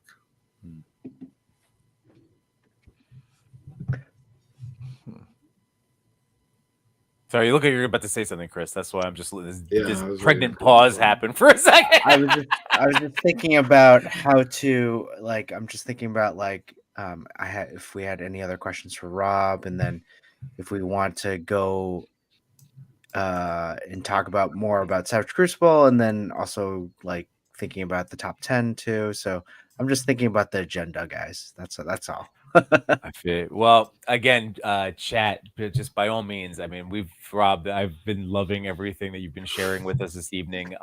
And yes, like as things come to mind, we did get to ask Rob. Like, I feel like we've got a pretty good. I feel like I've got a really great lesson tonight. on toy making. This has been spectacular. So yes, keep the questions coming. But yeah, Rob, if you're okay with riding into the top 10, this is what we're all about here, is celebrating our love of toys and toy photography and all the Let's do excellent it. stuff. Yeah, all right. Awesome. Well, yeah, Rob, in terms of just your product in general, like we really can't wait till it gets released, and I know everyone else is too. And you've been just going. I know you've been grinding the gears on the weekends too, going to cons. You're going to be in Maryland this weekend. In a couple weeks, you're going to be in LA, correct? Yeah, this weekend's Maryland Toy Expo. The following weekend is the Motor City Comic Con in Detroit, and then the 1st through the 3rd will be at LA Comic Con. That's Putting in the that's work, a lot man. of traveling. Yeah. You're driving the whole time. I'll be flying to LA. The rest of them I am driving, and then I leave it. out of from LA. I'll be heading to Asia to There you go. take care of some business over there as well. Oh, that's awesome. All right. Well, hey, everyone. We're really excited to share the top 10, the TPC top 10 from last week. And all of you who come here to celebrate with us, we're really excited to see all the amazing pictures from this week and really just comment on them and talk about them. But first, what's making us happy right now? 88, what's making you happy right now? All the leftover candy from Halloween. Did you give out candy? Of course. Yeah. I'm an outstanding go out? outstanding neighbor in my neighborhood, okay? Idiot, did you dress up as you handed out candy? Yeah. I didn't. The Spider-Man costume didn't work out, so Wait, what did you have planned? I was gonna be Miles Morales in the first movie when he bought the ill-fitting Spider-Man Ooh, costume. the store bought the SB, the store bought Yeah, the Spidey store costume. bought one. So I thought I found a good ill-fitting Spider-Man costume from Target that was half off, but it was way too small. So You mean it fit too good? yeah, it didn't look good. Rob, what's making you happy right now? Some paint samples I got some pictures of this morning. That made me happy. But other than that, I think doing the pre-order for Junkyard and Mutt was pretty awesome, and the Vamp this week was a big deal. So Yeah. I'm also really happy with a lot of the unlocks on the Beast the Mesozoic Kickstarter. That's going pretty strong. So, and I'm really glad that Russ or Shartimus Prime is listening to the feedback on his Kickstarter and offering a lot of options on the pants. So that's another one. I think he's left. Yeah. He's a good person. He's put a lot of work into it. So I hope that works out for him. Yeah, Nimbo and I had a chance to talk with him on Sunday. Mm-hmm. Yep. And that's where we also knew, like, when he was talking about his prototype that was the most expensive toy. Please be okay, as it was shipped around. It actually got shipped to me, and I brought it to PowerCon. Like, he was like, "Oh, did it really? Wow!" Nice. He was texting me. He's like, "I'm here." I'm like, "Dude, I am unpacking. I know you're excited. Can you just give me like an hour, like 90 minutes? Okay, like I've driven 12 hours. Like, just." I hear you, bro. Just please. He was like a kid in a candy shop. It was, sure. Yeah. I believe they just crossed over the or he just crossed over the 53% fund like Kickstarter goal line. So there's still 2.5 more days, and hope he sees a big climb over the next couple. And that's been what's so cool over the last few years, and really as people have to make like tougher decisions about what they're bringing into their houses, what they're collecting. I mean, this is why we love to be a place that really highlights the work that people like you were doing, Rob, because it's special and it's awesome to be a part of that. So it's very cool. Yeah, and exactly what you said. He's listening to the community. I bought a 2-pack. Yep. Primarily the tipping point for me was like, oh, black pants. I could do something. I want variant pants too, brah. I feel like a basic, but it was just like, yeah, black pants. Yeah, me over. No. What's making you happy? No chewing. Last night I got a email from Hut or Sideshow that the wait list for the new Groot that's coming out this winter. I was waitlisted. They gave me a window to join in on the pre-order, so I did that last night. It'll be my first Hot Toys. That's a great one for you. I think you're gonna have so much fun with that one. Yeah, I'm kicking myself a little bit not to buy the deluxe version for Baby Groot that came. I with thought the you pajama. did. No, I went with the other one that was like $60 cheaper. I was just like, I don't know if I need him to have his pajamas for $60. Oh, come on. I know. Should have. Yimbo? Oh man, Halloween yesterday. That made me happy, dude. It was really cool having my kids, like they're 4, so just being able to be more active. You know, like last year was more of getting worn out after a few has, but this was like we got to do a little lap, and it was just so neat. And I just, Nice. but this is the daddy and the toy daddy. It's just that like my kids made me happy. That should be a good. So there you Did go. you go as my little real life? What's up? Did you go as your eighth grade self? Yes. So I did go as a middle school student to to work yesterday, and Nice. it was my loving tribute. It was not done. It's me, guys. So I wasn't being mean or a jerk about it. But I studied. I learned as many new slang terms as I could. So for real, that's a slam dunk. But she left no crumb. I had to learn that. The teacher actually learning the stuff. I don't even know what that means. Gat. Literally, gat means I didn't say. I'm saying that to you guys. I didn't use that at school though. It doesn't mean get your act together. Okay. But yeah, bet I still mix up cap and no cap. But yeah, it was fun. It was a good time. The kids appreciated it. Oh, jeez. So yeah, that was me. All right. I had to do a reverse lesson at work today. I'm sorry if you guys aren't fans of the band Blink-182, but I love all they ever Blink. do is Wade, all they ever do, I've seen him in concert. all they ever do me too. is play hip hop and stuff, which is fine at work. When I was like, hey, someone needs to give me the aux for like 40 minutes. And they're like, why? What are you gonna play? And I was like, we need to play something else, and you guys need a lesson in Blink-182. And like half of the employees were like, who is Blink-182? And I was like, I hate you guys so much. So we played the new album, and you're starting There's to a new see. album? Yeah. They Oh, yeah, dropped you it, I haven't think, heard? No. like 2 Oh, weeks it's ago, good, a week Chris. ago. It's Alright. great. It hits the nostalgia factor for real, but it's more grown lyrics, obviously. I'm sorry. Yeah, no, it's not that. It's not the greatest album, but the it's same kind of definitely- vibes, You're not wrong, but Yeah.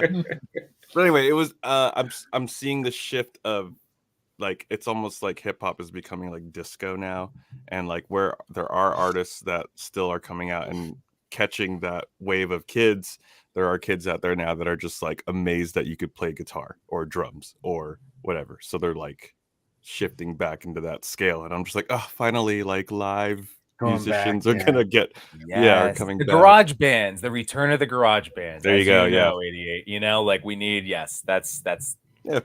I feel it. yeah, Well, even just a in- revolution. Yeah, even in my experience, whenever I'm setting up my amps and my drummer's setting up his stuff at shows, at a hip hop show, like you have people in the audience that are just like, wait, what are you guys doing? And I'm just like, dude, what? This is how it started before the sampling and the okay. All right, yeah. Yeah.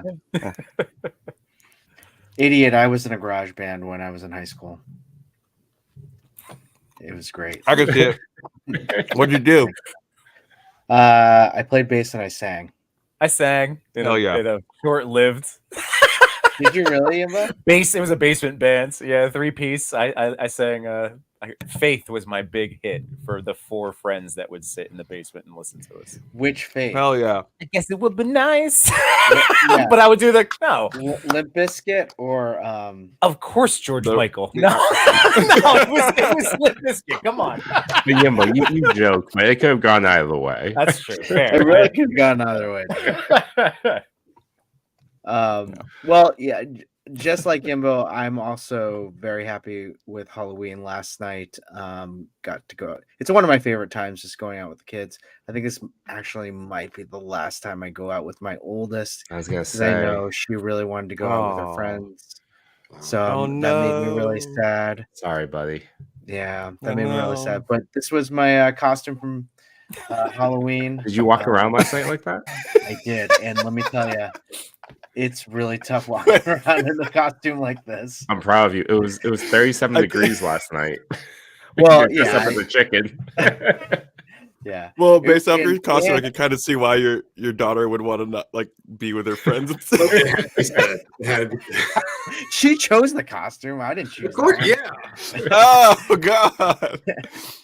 But on the flip side, Saturday we had a trunk or treat, and it was 80 degrees here, and I had to wear that, and I was just sweating. Like, so there was no reprieve on Damn.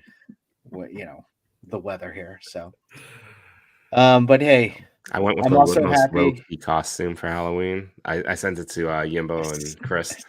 It was just I had black pants on, black shoes, and a black t-shirt, and just that I made a shirt with my cricket that said I'm Knuff. But it was also 37 degrees last night, so I wore a winter coat. Oh, did you really? Yeah, it was super cold. It was freezing. Yeah, it was freezing. I thought you were giving out candy too. No, screw that. And finally, it's great to be here. This is all you guys making me happy. Having Rob here, having 88, and always hanging out with Yimbo and Nocho and everyone in the chat too. I saw Unworthy says the candy is making me pretty happy right now. Yeah, nice. And please let us know what's making you happy in the chat. Love to hear. And real quick, I see a perfect opportunity for a quick plug. 88, because Machu Tour, our boy Machu with the new band 88 and the Toy Daddies. But for real though, where can people find your musical stylings? Quick plug. The link in bio in my Instagram, 88 Figs. The band is called Confer and the New Creatures. We have 20 minutes worth now of a set, so I'm getting closer to the 30 before I can start pitching it to bars and I don't know, friends' basements. Go stream. I stream them on Apple Music. They're there. Yeah, they're there. Thank you. Go stream. I remember I added you to some of my Spotify workout lists, and I told Nice. you. I think I told you I was running 5K at one point, and then all of a sudden one of your songs came on. I forget Called which one Running. it was. Yeah, Running. screenshotted it. Yeah, that's right. Thank you guys for the 0.0001 cent that you contributed to the band. Is that what happens? Is that how you get? Something like that, like per 5,000 streams? you get. It is totally changing the payment structure, so you may get nothing. Yeah. Oh, that's pretty awesome. All right. Hey, let's get back into the top 10. Let's start with our secret hashtag. Secret hashtag was TPC_HasLab. It was yeah, absolutely. It was inspired by or set the week that we had Mr. Stevie, the lead director at Hasbro for Marvel, and it's the second week in a row that it's just letters. No, there was no HasLabs in any of the photos. We scoured, but that's all right. So the one I picked was by Citizen 4. It's this awesome Mafex Gambit shot of him throwing his jacket behind him. I think the lighting came out great. I think Citizen 4 is actually watching right now. So congrats. This will be featured. This one, as well as the other two, will be featured next week on the TPC Instagram page. Let's go. See, this is also part of yesterday. And then for mine, I mean, this picture of Black Adam is just drippy for real. So No cap. still squeezing. No cap. You get one Drippy, night. yeah, no cap. One night only, Yimbo. I don't even know what you're saying. I actually don't you made ever a say joke. drippy to me again? I part of my thing was like saying everything like just super enthusiastically rather than with apathy and indifference. So it's just like, drippy for real. But yeah, this shot is awesome, and I have been ever since 88. You actually did an unboxing reel of that figure, and every single time, I think it was just recently for like 60 something. Then I was like, oh, so one day I will pick up that. It's a great figure. Yeah. I like it. I think Mafex Yeah. just dropped theirs too, right? For the pre-order. Yeah, and now that's kind of like where I was waiting to see. And that one has a people's eyebrow. Mhm. I know. There's no loyalty with you, Yimbo. I like all toys. Toy dabbler. There you go. There you go. Well, I know many of you are probably wondering, Toy Father, where's yours? Well, I just noticed that it's on another side because it deserves its own. Diggs Figs. Can I just tell you? This has No everything wonder. we're looking for. Yeah. Everything we're looking for. We got Laser Man. Not Yep. only that, we got Bo-Katan in the back. Yep. We got Dr. Pepper's ghost. Yep. Was there one other thing that I'm forgetting? Oh my god. I And mean, Diggs has just been cracking me up this whole time at the chat too. He did People's mention- band slap. This picture slaps. Diggs. I think there's a slight tilt, but a little tilt. Is it a oh, little? little touch I shot. was talking with Diggs Figs a little bit via chat earlier, and he said, "Oh, I could have went all in and did Edge Sheeran." Oh my god! Yes. And I said, "Only if you got Edge, the wrestler, with a guitar." Oh man, that just changes that. Whole And that thing. little atmosphere aerosol where it covered everything that we do on the show. Oh my Yeah. god. Oh my God, this is fantastic. Diggs, So, this yeah. is so awesome. So thank you for great. I don't know. It's just great. It's so great, Yeah. Ryan. It really, like, honestly, this is where I felt like, wow, we're really doing something. Wow. We did it, And Diggs. that Almost- included what's almost making us there. happy. I just couldn't believe it. So thank you, Diggs. This is great. And the secret hashtag for this week is, oh my God. TPC. Oh my underscore gosh. laser, man. Drive it home. Let's do it. Just Let's building do off it. the momentum. No, I really hope we see a lot of Laser Man picks. And I not mean, just now I gotta random do one. picks with- Now I got to do Yeah. one. You do. You have to reciprocate. I gotta do one. Yeah, if you feel so, do a Laserman inspired photo. But again, these are just letters. Just you Just type them in underneath your photo. We're gonna search that bank, pick 3 more photos next week as well. awesome. All right, let's get into the top 10. Number 10. Lights, camera, action figures. Ooh. Oh boy. So I'll kick things off. So just unbelievable work here. I mean, this is something I don't even know, man. That I think the thing that caught me right off the bat was the heat claw kind of Yeah. vibe going on. Mhm. And then I love that red gleam in the eyes, and then just kinetic action. And I'm gonna stop because I don't take all the compliments. Rob, what do you think? Are you a Wolverine fan? I am a Wolverine fan. I'm really interested in the purple that he's getting coming off the heat on through the leg. That's a neat effect there. Yeah, and there's a great the red eyes, but it's also the belt buckle that really helps bring that in. So Oh yeah. Good call. Guys, just jump Yeah, in. this is a great photo. Oh no, love it. Big fan of this photographer. The poses, strikes just right. Love it. I don't know what figure this is. Hopefully we find out. So we but- will, because I have answers from George. So Lights, Camera, Action Figures. He is again Drip, drip, whatever. What is it? The- Drip, the drip, giggle, drippy, giggle. drippy, the drippy, drippy, Drippy.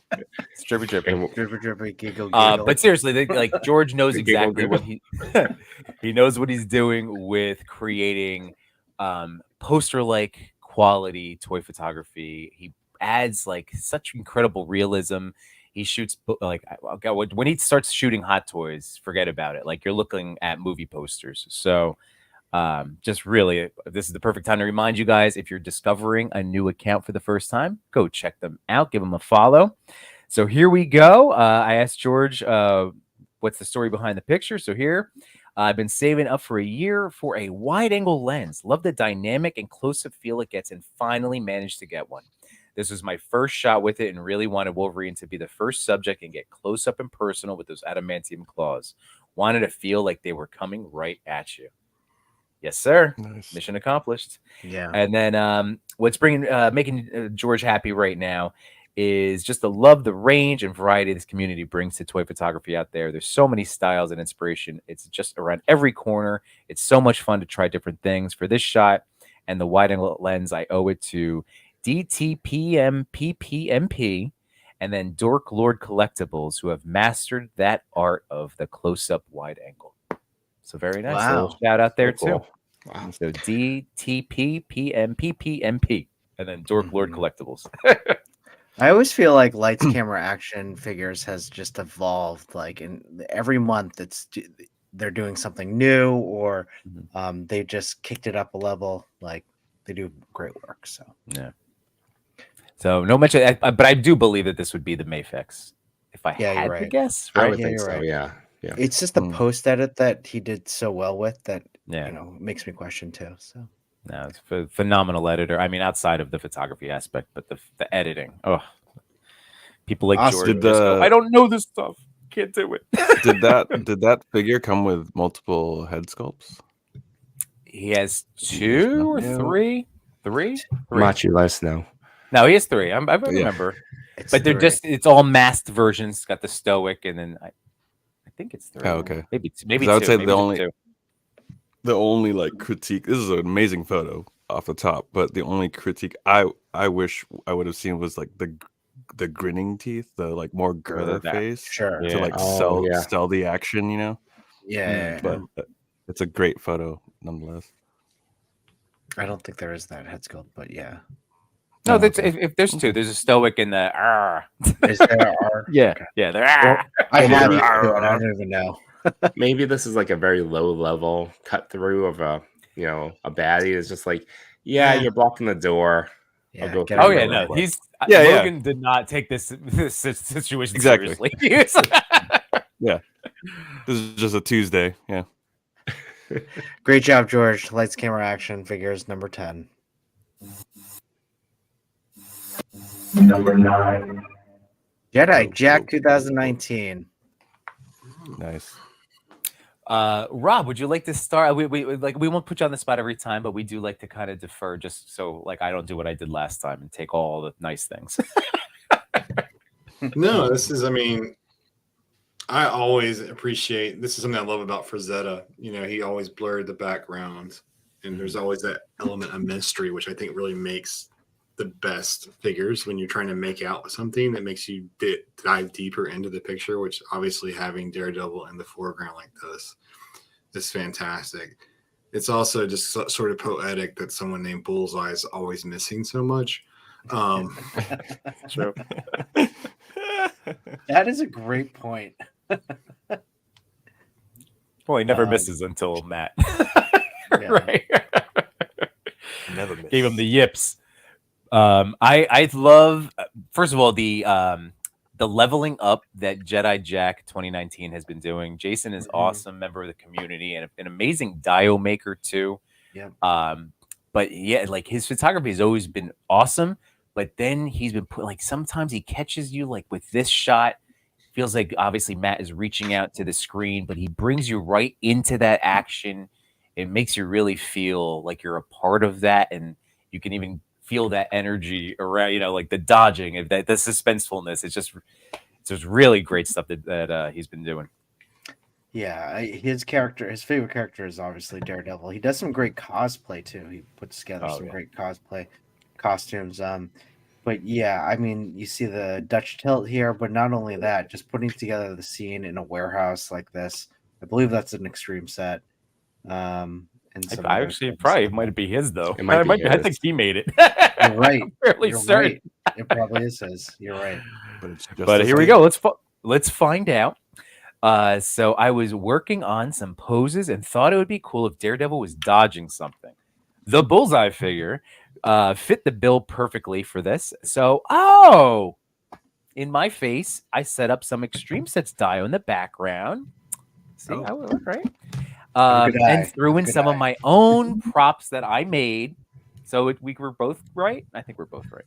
No. Then moved my phone around until I found the angle Extreme Sets that worked best. And I said his stuff. So his props are there. That counts. Okay. His dio props. I guess.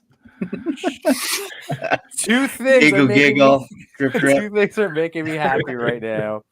First is seeing everyone continue to get better and better with shots. So many are starting to take phenomenally great stuff as their skills improve. That's you. And secondly is watching the community and interest in it continue to grow so quickly. And he like so he runs a Hell's Kitchen collab.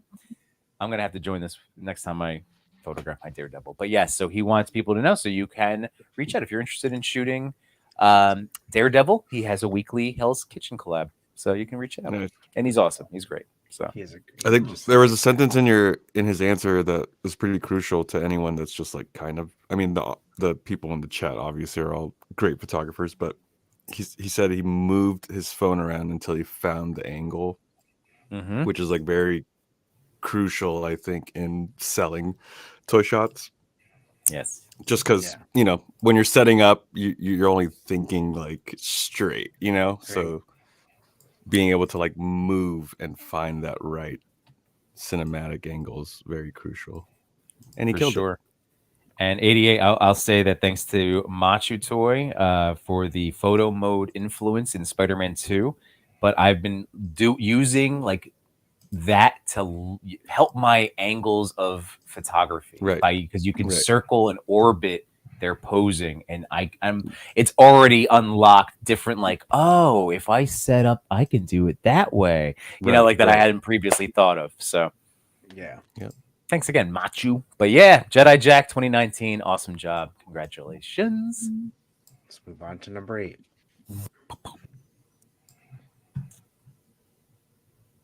Nice. Yeah, this is a great photo. I'm just laughing. It's such a great picture. Kill Cutter photo. This is fantastic. This is what number 8. Sorry. Yeah, thank you. This is what this is like right up my alley, and just the humor in it. And Leatherface, just man. But not only that, just look at that scene. Yeah. I'm digging those corn stalks. Yeah. Like it's incredible. Well, it just looks, it's funny because it just like Leatherface looks so inviting. Like he looks like he's smiling. Like, yeah. I It's a happy day, It's no. But yeah, no, it's a very peaceful environment that Kill Cover Photo has set up here with the background and the lighting. Rob, are you a horror fan? I don't actually enjoy horror films. I don't really, the gore doesn't do it for me. When I was young, loved it, but after certain life events, it just doesn't appeal to me anymore. I do, however, would really appreciate a grill here with some like grilled corn on the cob with like maybe a forearm on the grill. I think that's the vibe I'm putting out. I mean, I feel like this is putting out like it's very, very picnicky, very barbecue, family oriented kind of thing. Definitely. I want to know what's in the trash bags as well. Like, why are the trash bags in the front? Because I feel like that smells so bad that he doesn't want it next to him, right? Like, those are thoughts going on in my mind when I'm looking at this picture. So. And he looks a little bored. I'm not gonna lie. He looks like, damn, haven't had a hug in a while. Right. But he's optimistic. I mean, there's also a keg behind him too. I know, yeah. Like, what asshole college kid didn't bring a tap for that? Well, unfortunately, we don't have any answers for us this evening. But again, Kill Cutter Photo, whenever you get it, we can celebrate you. You share those answers out with everybody next week. So, congratulations, though, coming in number 8. Congratulations! It's just so silly. I love it. It is. It's a good one. Number 7. All right. Moo Bricks. Hold up. Sorry. I am going to have to bow out, gentlemen. Oh, is it dinner time? It's dinner time. That's all right. Over here. Thanks for joining us. Ciao Bella, 88. Yeah, Ciao yeah. Bella. I know. Good seeing you guys again. Rob, it was nice to meet you in chat. Lovely. You guys have a good night. I'll be in the chat. Thanks, 88. Thanks for joining us. 88. Talk to you later.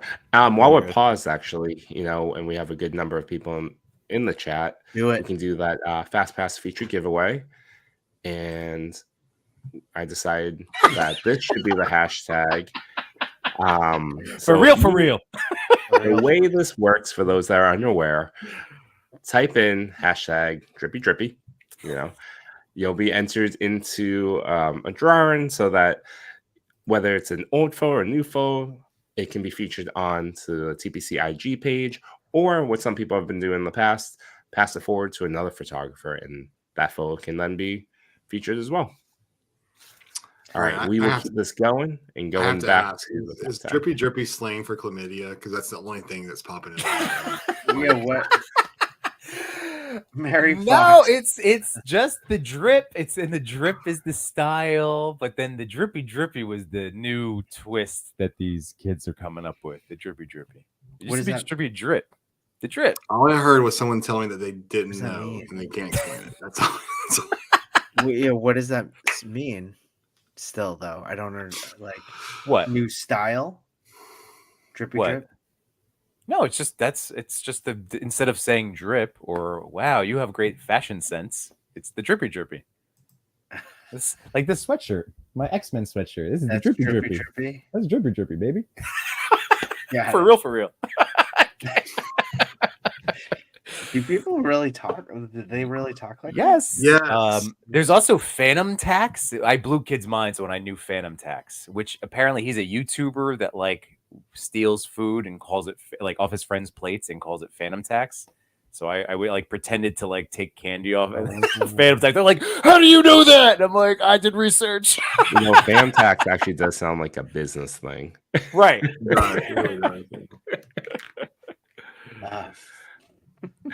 Yeah, but that's hilarious. Our boy Wade create with the droopy droopy. Toy Addict says no one says that, guys. Well, no one our age. That's the whole point. My son over. All right, We're terrorizing teenagers, apparently. All right. We're getting it wrong. My bad. Our demographic tends not to have teenagers. Hold on, Danny. That's what you get. You get one of those exact. But we can keep this going and circle back to it in a little bit. Ah, God damn. All right, so don't forget hashtag drippy drippy for a chance for a fast pass. All right, number 7, we have Moo Bricks. Moo Bricks. Oh, this was a secret hashtag, right? I think Was this mine? No, I don't think it was. I think No? you nominated it though. Oh, I did not. I knew it because I'm like, I remember liking this picture, and I thought like, yeah. Well, I still really like it. So yay! I love. I did do a double take because when I saw this, I'm like, wait, oh man, this is a Lego picture. This is crazy. Yeah. The lighting is fantastic. I mean, the multiple sources of lighting on this guy is really what brings it home. The light inside the house is a nice touch. Yeah. I'm like slowly Grinch smiling as I'm realizing like all the Lego building dios. This looks like, yeah, I don't know, man. This is just so cool. Like, what a greatly composed shot. I love those trees. Yeah, I love the mix of those model trees with this environment with the Legos, and yeah, that's really cool. Well, Moo Bricks did get some answers, and they say the Mananagal is a famous folklore in the Philippines. Oh. I've always been a fan of horror and decided to recreate it for a monthly theme for Brick Central. The diorama is a pre-made scene using wires and foams. The other buildings are Lego and Moon. Legos, and the moon is a desk lamp. Oh, that's cool. Oh, nice. Oh, nice. That's really cool. I used a nano Meister for a nanomizer. Mister for the Mister. cloud. Oh, Mister, got it. For the cloud and fog effect, and I had to do it multiple times so the fog doesn't blur Minifig's face. Oh, I'm surprised to be part of the top 10 because I usually just do Lego, which falls under toys, but still considered a different genre from action figures. I'm happy that the community is able to appreciate my work and share the space with other toy photographers. I love it when Legos do make it onto the top 10. Lego, right? Lego. It is that true. S. It's Drop Lego. that S. Toy father. Lego. Well, yes. Sorry, my bad. Trippy.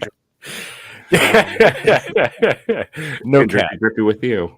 And I do feel like they do show up quite a bit on the top 10 because They there's do. some talented Lego. Yeah, Moomoo Bricks, you Photographer. bussin'. There are Bussin'. Lego pictures on here, so you just keep cranking out your wonderful toy photography. The Toy Pick community is all inclusive of all styles. If toys are there, then you're all good. So That's very true. And also, he mentioned Brick Central. That's a very welcoming Lego Discord channel as well as an IG account. I believe it's an IG account. Nice. Mhm. Well, congratulations, Moo Moo Bricks. Like drippy. for real, For real. slaps. Slaps. That's This slaps.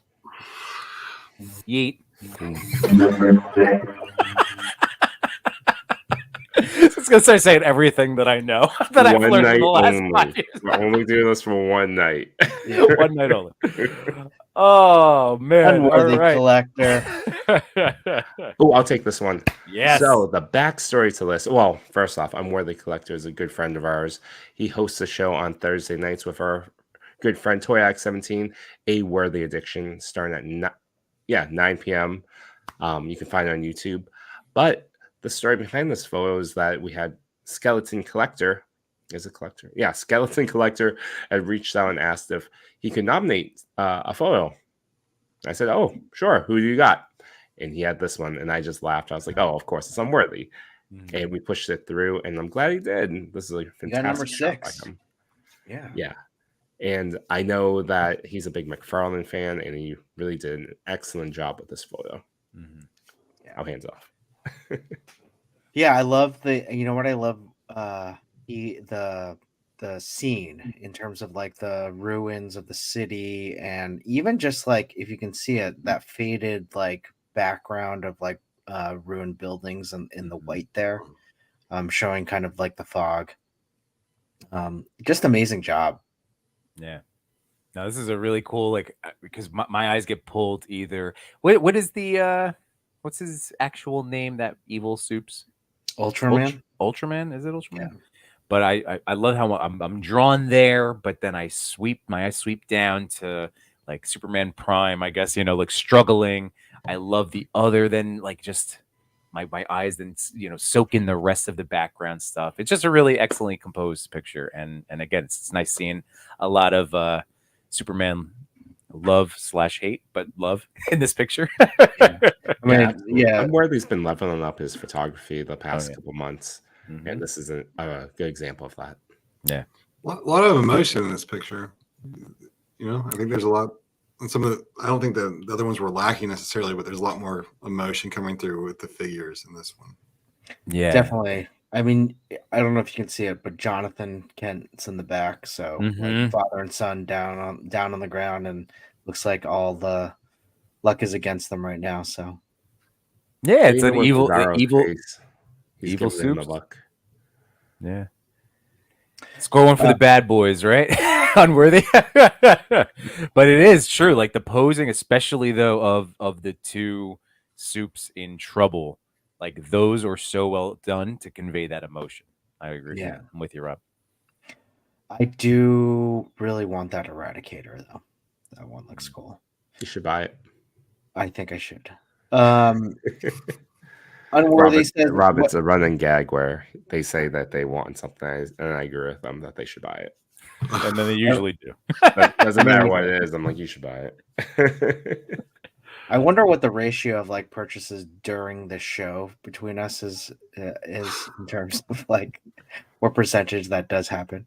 No, I bought one tonight, so Did you really? quite often. I bought that the Mutt pit figure. Oh, you bought that just now. Yes, You the GI Joe. I just bought it because I wanted the dog. I think that is true. I think we're more susceptible to buying stuff via live. Like I did it with Sharmus on Sunday. I convinced Machi to buy another Giant Man on the last night of that HasLab. Pure pressure. Yeah. We're Minimal having peer fun. pressure. That's what it is. We're having fun, and it's like, oh, who doesn't want more stuff? Yeah, what's one Well- more toy? What's one more? Well, Unworthy did get some answers back to me. What's the story behind your picture? This shot was for the No Justice Steel Breakers collab, which starred 31 artists from across the toy community featuring Superman villains or Superman getting beaten. He's not a Superman fan. I just wanted to try to create a shot that could stand alongside the other incredible shots from the artists that participated. My shot used all McFarlane DC figures: Ultraman, Bizarro, Eradicator, Superboy, John Kent, and Superman. Along with a dial piece from Vico San 26. To build a scene of the wreckage you would expect from such a superpowered confrontation. I hope everyone takes a moment to look at the other submissions in this collab as their work outshines my own in every way. Well, this is a great photo. We do have What's a question making- unrelated. Sorry, Chris. You get into it. Go on. Oh, yeah, let's finish up. What is making you happy in the toy community right now? What makes me the happiest is in the community is the camaraderie on display between all the collectors and photographers. It's an absolute honor to see everyone working together and supporting one another in these collabs. For me, this top 10 placement is a testament to everyone who has joined the No Justice collab since day one. I couldn't be happier with everyone's creativity and support for one another. Thank you, everyone.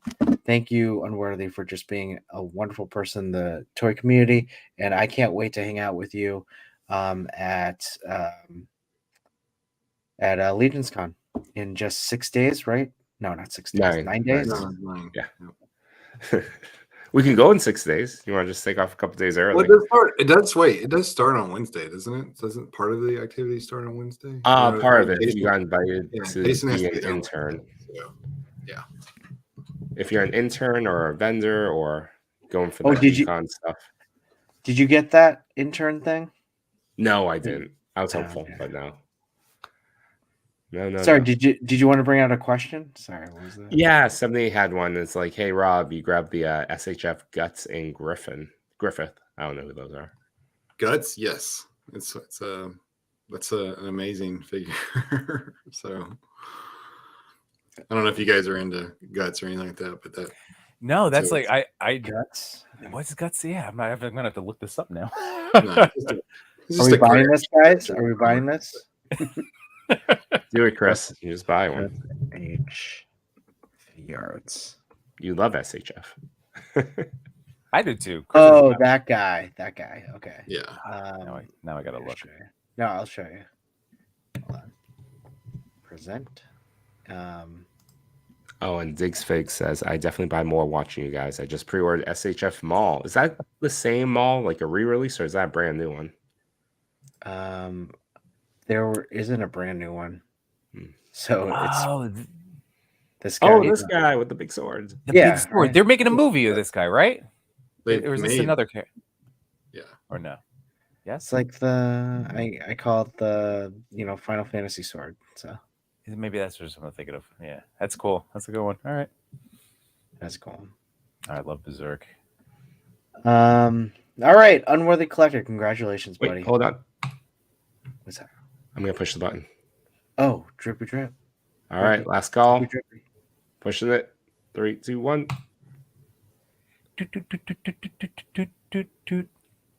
That's an unboxing. Oh, the Dragon Slayer sword. Okay. So way create great story. Cal the Collector loved Berserk.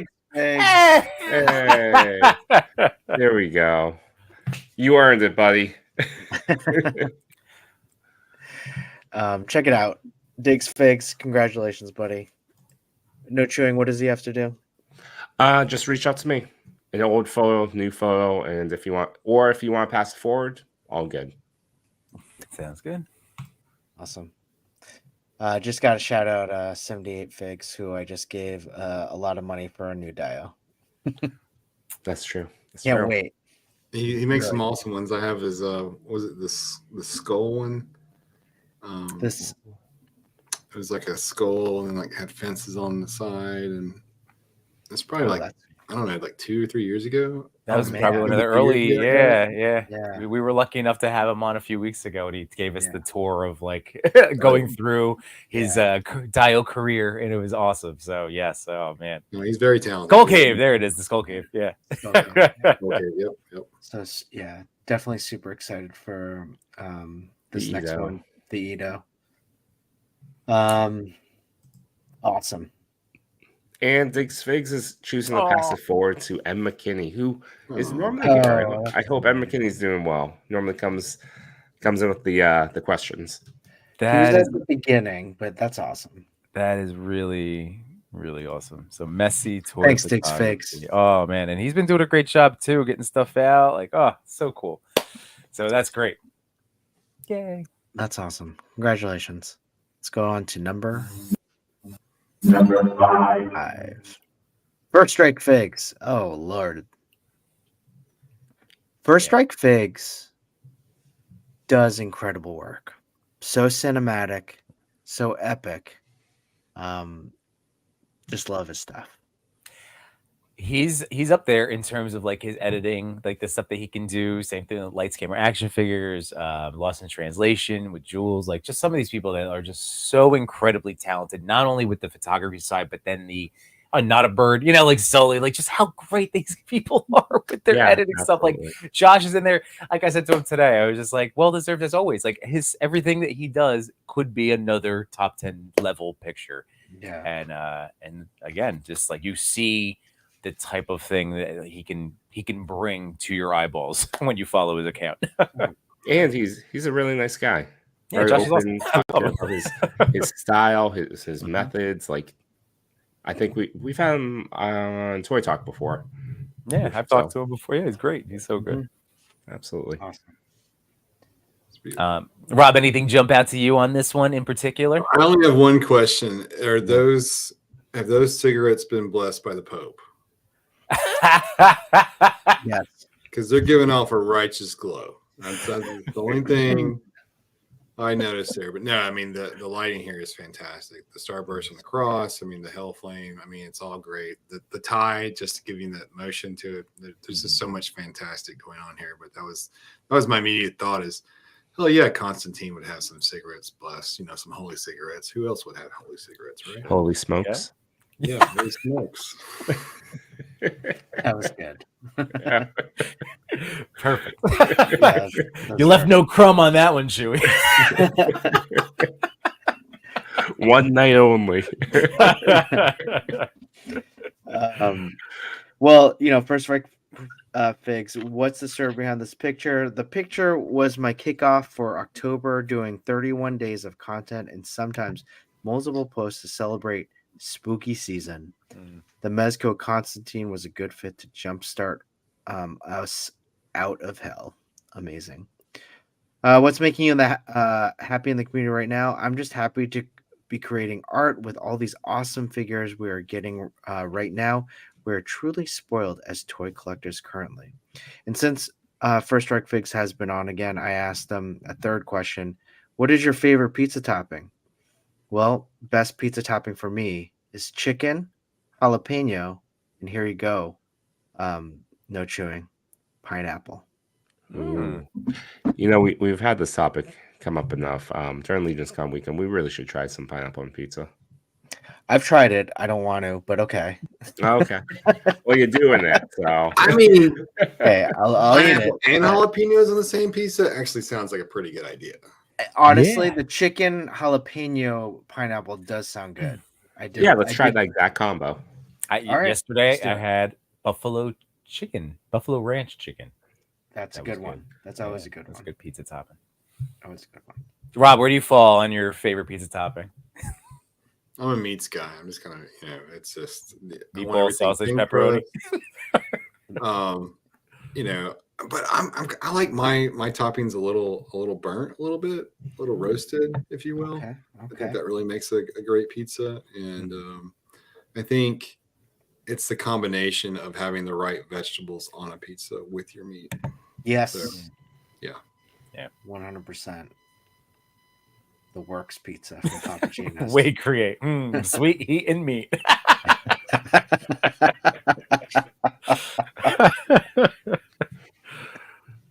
All right, first strike figs. Congratulations. Number 4. Beryl Murdo. This is awesome. This is one of those shots that is just it just tickles you, especially again during the season, the spooky season, as Josh just was talking about. But man, I don't know. You guys go, because it's again. This is Slight What, correction. what does Jason feel bad about? Like, what is, Mike's like, oh my God, are you really pruning that bush? And like, he's like making him feel bad about it. Like, there's a whole conversation here that I need to know. Like, what would make Jason look down in shame? Well, I think it's like, hey, I paid you $100 to cut this, and it's way too straight. Or maybe like you haven't raked. What did I paying you for? You haven't raked my leaves. My next question is, why should Jason feel guilty? He's the only one in the picture that has blood on the weapon. Like, Mike's walking around with a completely clean blade, right? Like, you hadn't killed anybody recently, so why are you getting on to me? Like, that would be my response. Hey, just a quick correction. I totally missed. I was actually going to point that out. Thanks. Beryl Murado. There's an A in between the R and the D. So. Oh, Mirado. Okay. Yeah. You can see it on the photo a little bit if you can squint.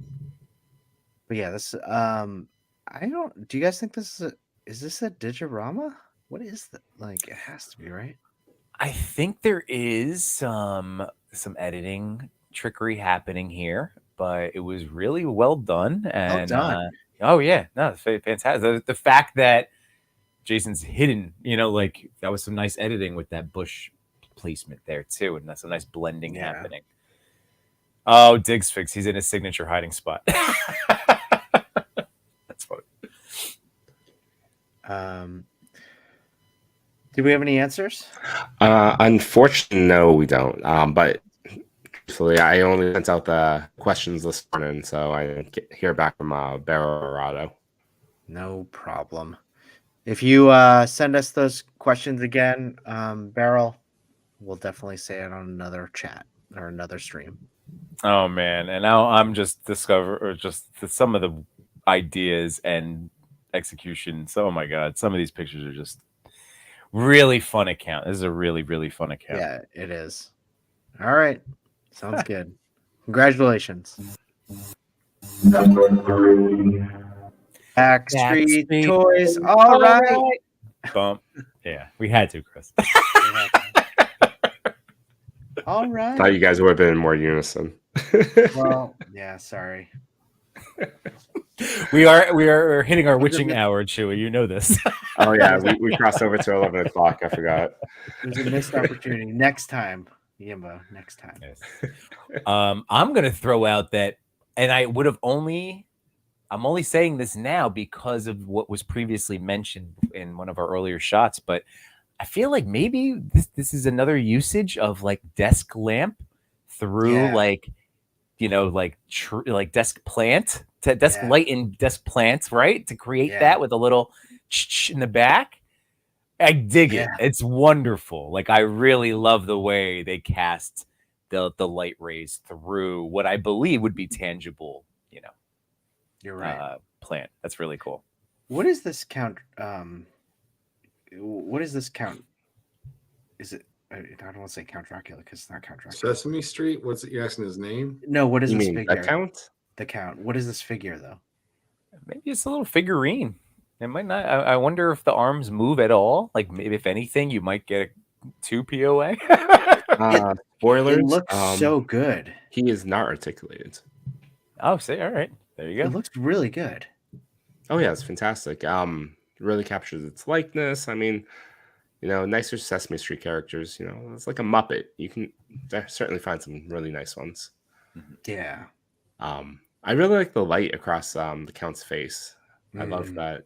Clearly one light coming in from the simulated moon, and then just cast a shadow across the left side. Really nice touch.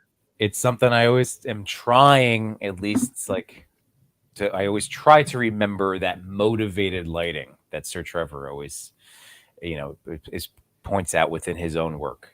It's such a, again, just so clutch to get something like you're describing, like coming from the moonlight. But yeah, something I always consider motivated lighting. We do have some answers. So story behind the photo. This is the Count Von Count from the Ultra Detail figure range. He's more of a statuette, but I'd love it if he was articulated. The lighting was set behind a houseplant and with atmosphere aerosol to show off the rays. Damn. As for Nice, what's making Yimbo. them happy, I'm loving the collaboration in the community just lately. I'm in about 4 collab groups alone. It's always great to see everyone's take on a theme.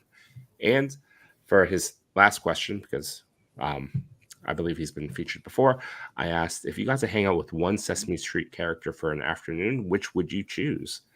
And he said, no doubt, Cookie Monster. Oh yeah. Oh, me love Cookie. Cookie. To circle back to our taco truck, discussion on the show, he now has a food truck. Who does? Oh, Cookie Cookie Monster. Monster has a food Really? truck on Yep. Street, really? He What is teaches he- kids how the skit is Cookie Monster and his pink little friend named Gonger. oh yeah. Okay, sorry. I've know this. I've watched. Okay, I can't say again, but you're on this demo. You should, Was he Yeah. falling on hard times because of that HasLab thing? Or I mean, is that That's right. He didn't get any licensing fee, so now he has to just, make money off a food truck.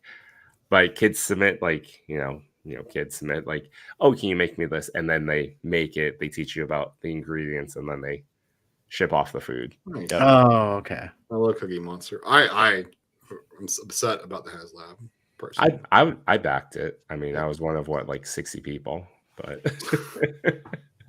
Was that really how many?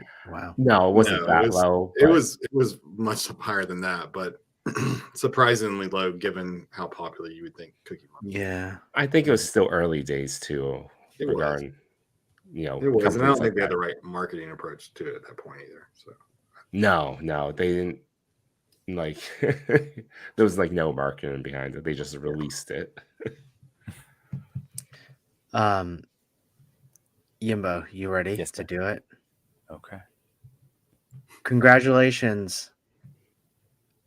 Wait. What am I We're doing? gonna we're gonna supposed to sing this sing in now. unison. Oh, sorry. Okay, ready? Congratulations, Backstreet Boys. All right. Wow, that was worse than You the other one. closed the end All right. though. You Rob you will cleaned never together. come back after we're ruined. Oh my god. All right. Cookie Monster toy, Congratulations. Rob. Cookie Monster inspired Savage Crucible toy. Alan 2666. Got the Mr. Freeze. And the Is Brad- that what this is? Yeah, I was gonna ask you because you have. Is it the same? here. It's the one. That's it. Okay. And that's Mr. Freeze? yeah, it's from the The Cave. wh- The yeah, the caveman one. yeah, the cave, whatever the prehistoric Okay. release that they had, So you guys know where this is from, right? Like, or at least what I assume they're going for story wise. Like, which franchise or no? Gamer. Or do you know, or I don't know? It to I me, don't know. I- the little girl that finds I can't think of the name of Big it. Daddy in Bioshock. BioShock. Oh yeah. yeah, Oh. Bioshock. You're right. You're Yeah, right. Yeah, all I I'm, was just all I'm like- seeing is Bride of Chucky. I'm sorry. Yeah, no. Yeah. Yeah. I just- And So then I- Mr. Freeze found love again, and this is just messed up. Yeah. So that's what I was thinking. So Deep Lake, yeah, Bioshock, man. That was the vibes I was going that I assumed that they were going for right off the bat. So I'm gonna be curious about the answers, but I thought that they really, if that's what they were going for, they nailed it. Because that's just I don't know, that's the same steampunk atmosphere, right? Aesthetic. Yeah. Did you guys all Yeah. play Bioshock? I played Bioshock Infinite. I've actually played 1, 2, and 1, 2, and then Infinite. Yeah. Well, Infinite was cool. Infinite was Grapple really- arm. That Yeah. was really good. That was a great story. Just Yeah. an amazing story. Turned me on to the voice actor Troy Baker, who's an incredible voice actor who does a lot of different video games. Mhm. But he's good. We do have answers. Alan Jew, yes. that's So, good. for number one, the story behind the photo, these two figs are Tiffany. These two figs are Tiffany from the 2-pack with Chucky by NECA and the DC comic page puncher Mr. Freeze by McFarlane. I actually collect mostly Batman and horror movie stuff, statues, and action figures. When I first saw the picture of this Mr. Freeze, I didn't plan to collect it until I saw it on the container. I thought it was a great fig with a lot of detail. And it reminded me of Big Daddy in BioShock, one of my favorite video games. So this led me to want to make a picture of BioShock. The background of this photo was taken directly from the original game, and then I composited them in Photoshop.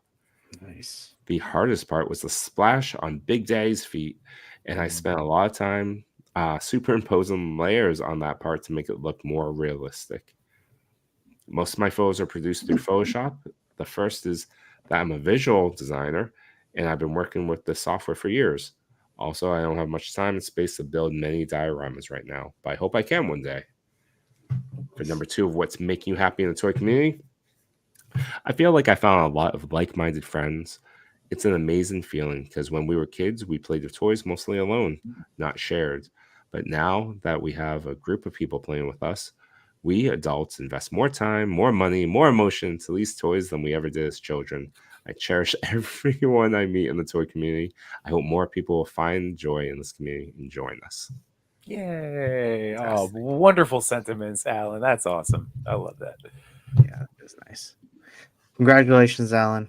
Let's move on to number one. Authorphobia. Man, So, this makes Rob, me scared. yeah, Rob, where did you fall on the Mezco Batman? Were you part of the 3-year wait list? No, I was not. Okay. Yeah, it's funny because I think that was like the worst culprit ever on pre-order. I think I don't know that anyone ever went past that, but and I feel for people that have QC issues on that figure after everything. Man. I haven't touched him. He's Jimbo, have you looked at it? No, he's been in an acrylic case since my first round of like unboxing and photos, and he just lives there, and I love looking at him. I think he'll be fine. I really haven't heard too many horror stories, but I don't know. Chris, are you checking yours? I'm checking mine right now. No, I think you just don't take him out of the box. It's a mystery now. Well, like I would be the very Schrodinger's nervous. cat situation. Mothrophobia. Shout out number That's one so for this good. posing. Like I have other things that I love about, but man, like that posing. This is what I was when I started pushing the articulation of it, but that's now I'm like, now it makes me nervous. This pose. And they never got back to you, right, Mezco? No, they didn't. They didn't. Did you email them again? And not a third time on the reply, or it would be my fourth. I don't know. Did you do? I forget. Someone told me the code about it. It's like you have to type in Mez into the header with the order number. Okay. And Yeah, I think that triggers someone instead of whatever else. Like an open text one goes away. So Okay. basically, like one gets prioritized, one doesn't. Really? Yeah, I just want to find out because I think. yeah, I mean, that's what I've heard. I haven't. Yeah. Well, I've done it once. I mean, I've seen some of the customers' service responses in terms of you can cancel or you can get a refund, but then you're not allowed to order ever again or something crazy. Like, oh man. yeah, I mean, I'm not trying to put. I have always enjoyed their stuff, and this one, you know, I ended up getting the McFarlane as a backup. Like, I mean, I wanted it anyway, but not like the latest one because I've seen people carve out and do customize with it, so that'll work with the Mezco heads. So that's my backup plan. You know, like I just wanted a nice Keaton in my life. That's really all I wanted. I am waiting for SHF next year. I think, Chris, I think through you, but it's the one I'm excited for. Yeah, that's a good one. Like mess around with. I'll get that one too. Well, Jimbo, you have Them all. you have a really good one with the McFarlane right now. Right. I mean, that one looks awesome. That's what I mean. Like he does That one's a already good look one. great, but then if I throw like a Mezco head sculpt on there, I think I'll like I said, I'll be fine. I'll be able to have my fancy key. So I think mine is fine. Anyway, get back to the Mothrophobia. Well, the figure Not art ju- does look good too, though. Can't wait. Yeah. But yeah, Mothrophobia, nice. But dude, the amazing Batarangs. I'll just throw that out there. The Batarangs. Oh wow. There's two. There's two. Yep. You missed the first one, the closest one to the screen. If you're not paying attention. Yep. Ridiculous. Yeah, those are really nice touches. I mean, the thing that drew my eye on this foe is the yellow golden backgrounds in floor. It's a simple effect, but it's very effective. You know, the detail that I love the most is that you can still see the eyes. Yes. Oh yeah. There's definitely like it's something that is really important that you can see the white of his eyes there. Yeah. I'm assuming using the head sculpt with the movable eyes too, which is a nice little feature too, like pulling on the side eye effect, like making that choice. Mm-hmm. But yeah, I'm with you, Rob. That's awesome. Great shot. Do we have any answers from our winner? We do. Number one, the top spot. Is there a youthful way to say top spot or no? Yo, Mothrophobia ate that.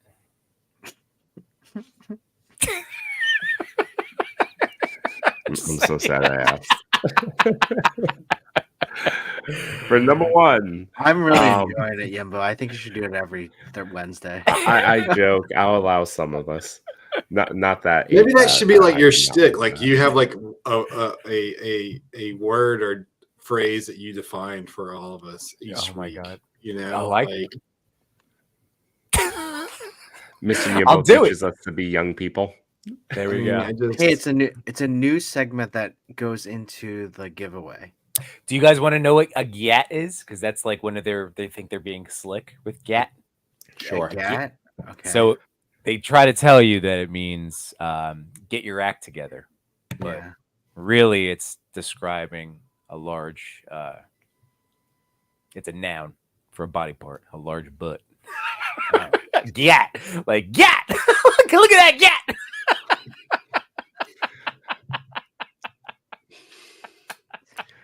So the story behind the photo, this is the Mezco Batman 89 That was paired my with one, the Rob. That was the McFarlane one for you. Batmobile. That was for to start things off this week. There's the old man's version of slang. Oh god, I'm sorry, Mothrophobia. This is my fault. Yimbo dictions everything. For the story behind the photo, this is the Mezco Batman 89 paired with a McFarlane Batmobile. I normally use poster board for solid color backgrounds on floors and shots like these. I didn't have yellow, so in this instance, the floor was blue, the background was green, and I color shifted them to match in post. I shot the Batarangs separately on the same background so I could cut them out and resize them to my liking in the edit. And for what's making them happy in the toy community, I've been part of a couple other communities on social media over the years, and I genuinely haven't seen people interact, discuss, and lift each other up as much as I have with the toy community. Yay. Fantastic. No, that's really true. Mothrophobia is in the chat right now with Jacob right there. So yes, it was the movable eye sculpt. Thank you for joining us this evening. Thank you for, again, sharing your artwork with the community. And this is an amazing piece of work. And I love, love how it all shook out. Congratulations on the top spot. It's all just comes down to, just awesomeness. So congratulations, everybody. Yeah, congratulations everyone on the top 10. That was fantastic. And as always, the chat was the chat ate it. They ate that. Left no crumbs, chat. You left no crumbs. Definitely left no crumbs. Chat, if you have not done so, please click like, share, subscribe, ring that notification bell so you never miss a moment where Yimbo teaches us how to be more young. When you say it like that, it sounds so old. Yeah, how do you like? This is what I chose my words very purposely. This is what one of my favorite gifs is that Steve Buscemi from 30 Rock way back when. Like, how do you do, fellow kids or whatever that like. Fellow young people. Yeah, fellow young people. that's our bit with 78. Yep. Hello, fellow young person. Yep. But Rob, thank you so much for sticking around, even for the whole night of shenanigans, man. We thank you guys. This has been such a blast. It really is fun. I wish you and then Savage Crucible all the best. And Yes. again, it's just it's really wonderful that it resonated with so many people as it did during the Kickstarter. And I just they're out there. Everybody, you can put these pre-orders in. They will be in our hands, and we're gonna love them. So I'm excited. Awesome. Yeah, Thank and you, guys. it's nice to have people like you on that are the creators that really show the passion behind the project and really like to share like the background of it all. And that's what's really interesting about it too, because anyone can have an idea, but to bring it to life, it takes a lot of effort. So that's what you showed us tonight. So thank you. Thank you. Everyone in the chat, thanks so much for joining us. It's always a pleasure, and it's always so much fun to have you in there. There was one question though, and I M. McKinney. He always asks this question, so I feel like we need to at least. Oh yeah, we got to get you up. What are two character figures you think look great together that aren't supposed to go together, like Street Fighter figs and SH figure arts anime figs? I will tell you, the Toei SH figure arts Japanese Spider-Man goes well with any SH figure arts Power Rangers. Oh, okay. I can see why. I get that. That's what I think. Oh, you think about that, Rob? I know, Rob. Whenever you're ready, I'll think of. What two figures go well together that shouldn't go well together?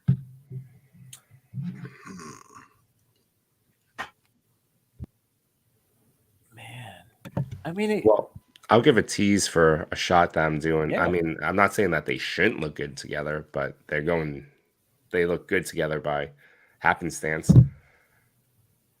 I'm taking a shot of these two together, and between the green lightsaber and the Hulk, I have them a photo set where they're back to back, and they look really good. Nice. That's cool. I like that. I love mashups. It's a cool mashup. Man, yeah, it could be a lot. That's, and McKinney, it could be. There's a lot.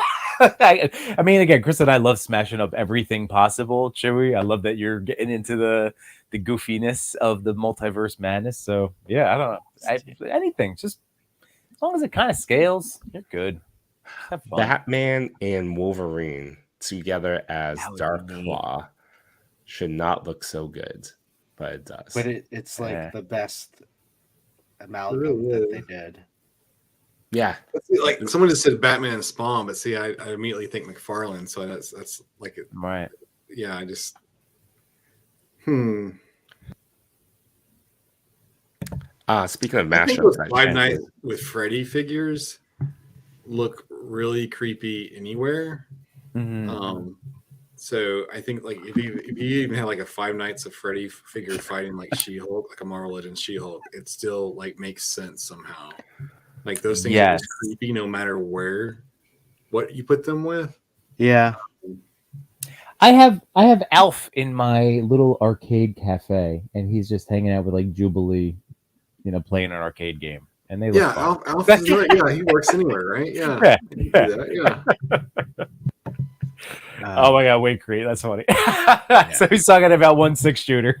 Yeah, Trevor has more of he needs explanations. It has to make sense in his head for the characters to come together. You know that photo I did a couple weeks back using the effects train set, but it's Alf and Wimpy from Popeye having train. Oh yeah.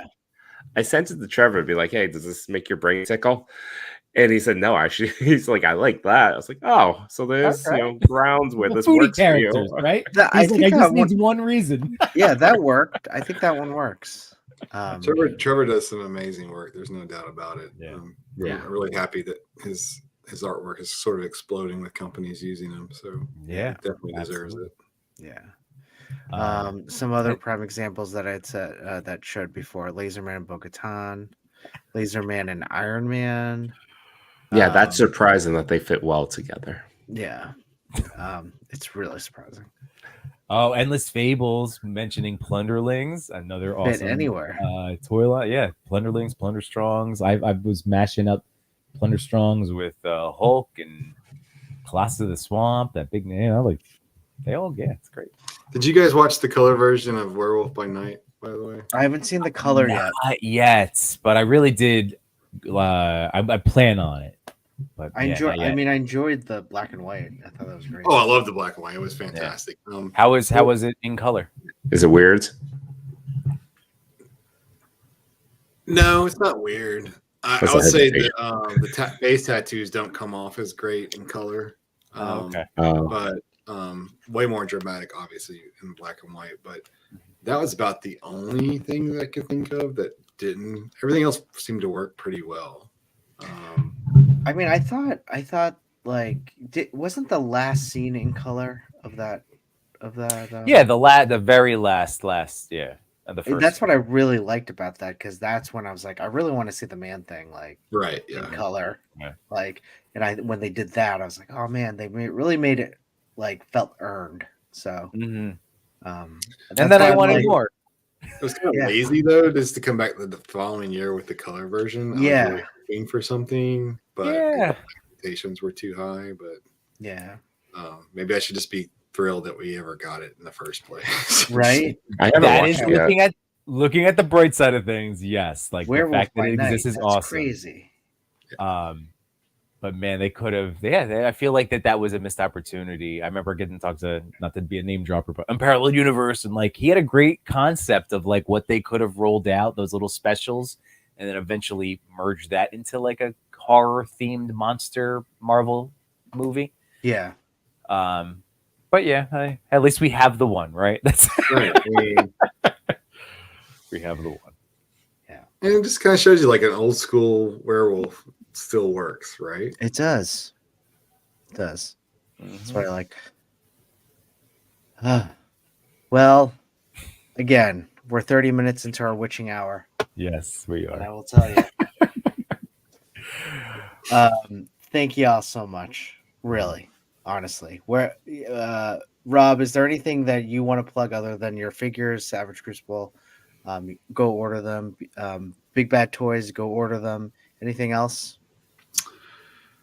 Just once again, we'll be at the Maryland Toy Expo this weekend, Detroit Motor City Comic Con the following, and then LA Comic Con December 1st to the 3rd. If you back the Kickstarter, come by the booth, get your free gift. You'll appreciate it, I'm sure. And awesome. I appreciate all the support, guys. It's been fantastic talking to you. I hope to come back some.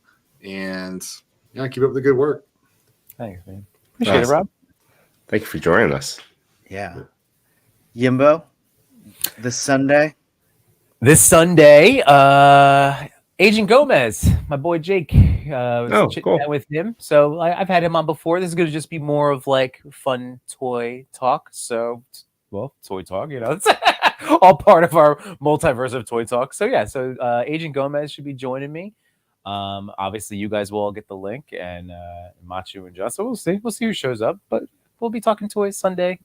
Yimbo reviews everything, 8 p.m. Eastern Standard Time. Awesome. And Toy Talk on Monday. Last week we talked about The Thing. This week we're going to be talking about Reindeer Games Unworthy's pick. So we're going to check that out, and we're going to review that and talk about Reindeer Games. Oh my God. The only thing I think of is the role models, where it's like, you bet Affleck. Reindeer Games. Just God, that movie cracked me up so much. All right. And again, we said it throughout the day, throughout the whole stream. Thank you so much for joining us, just listening to us say silly things. And honestly, I can't tell you how much I appreciate like the Laser Man references and jokes throughout the show.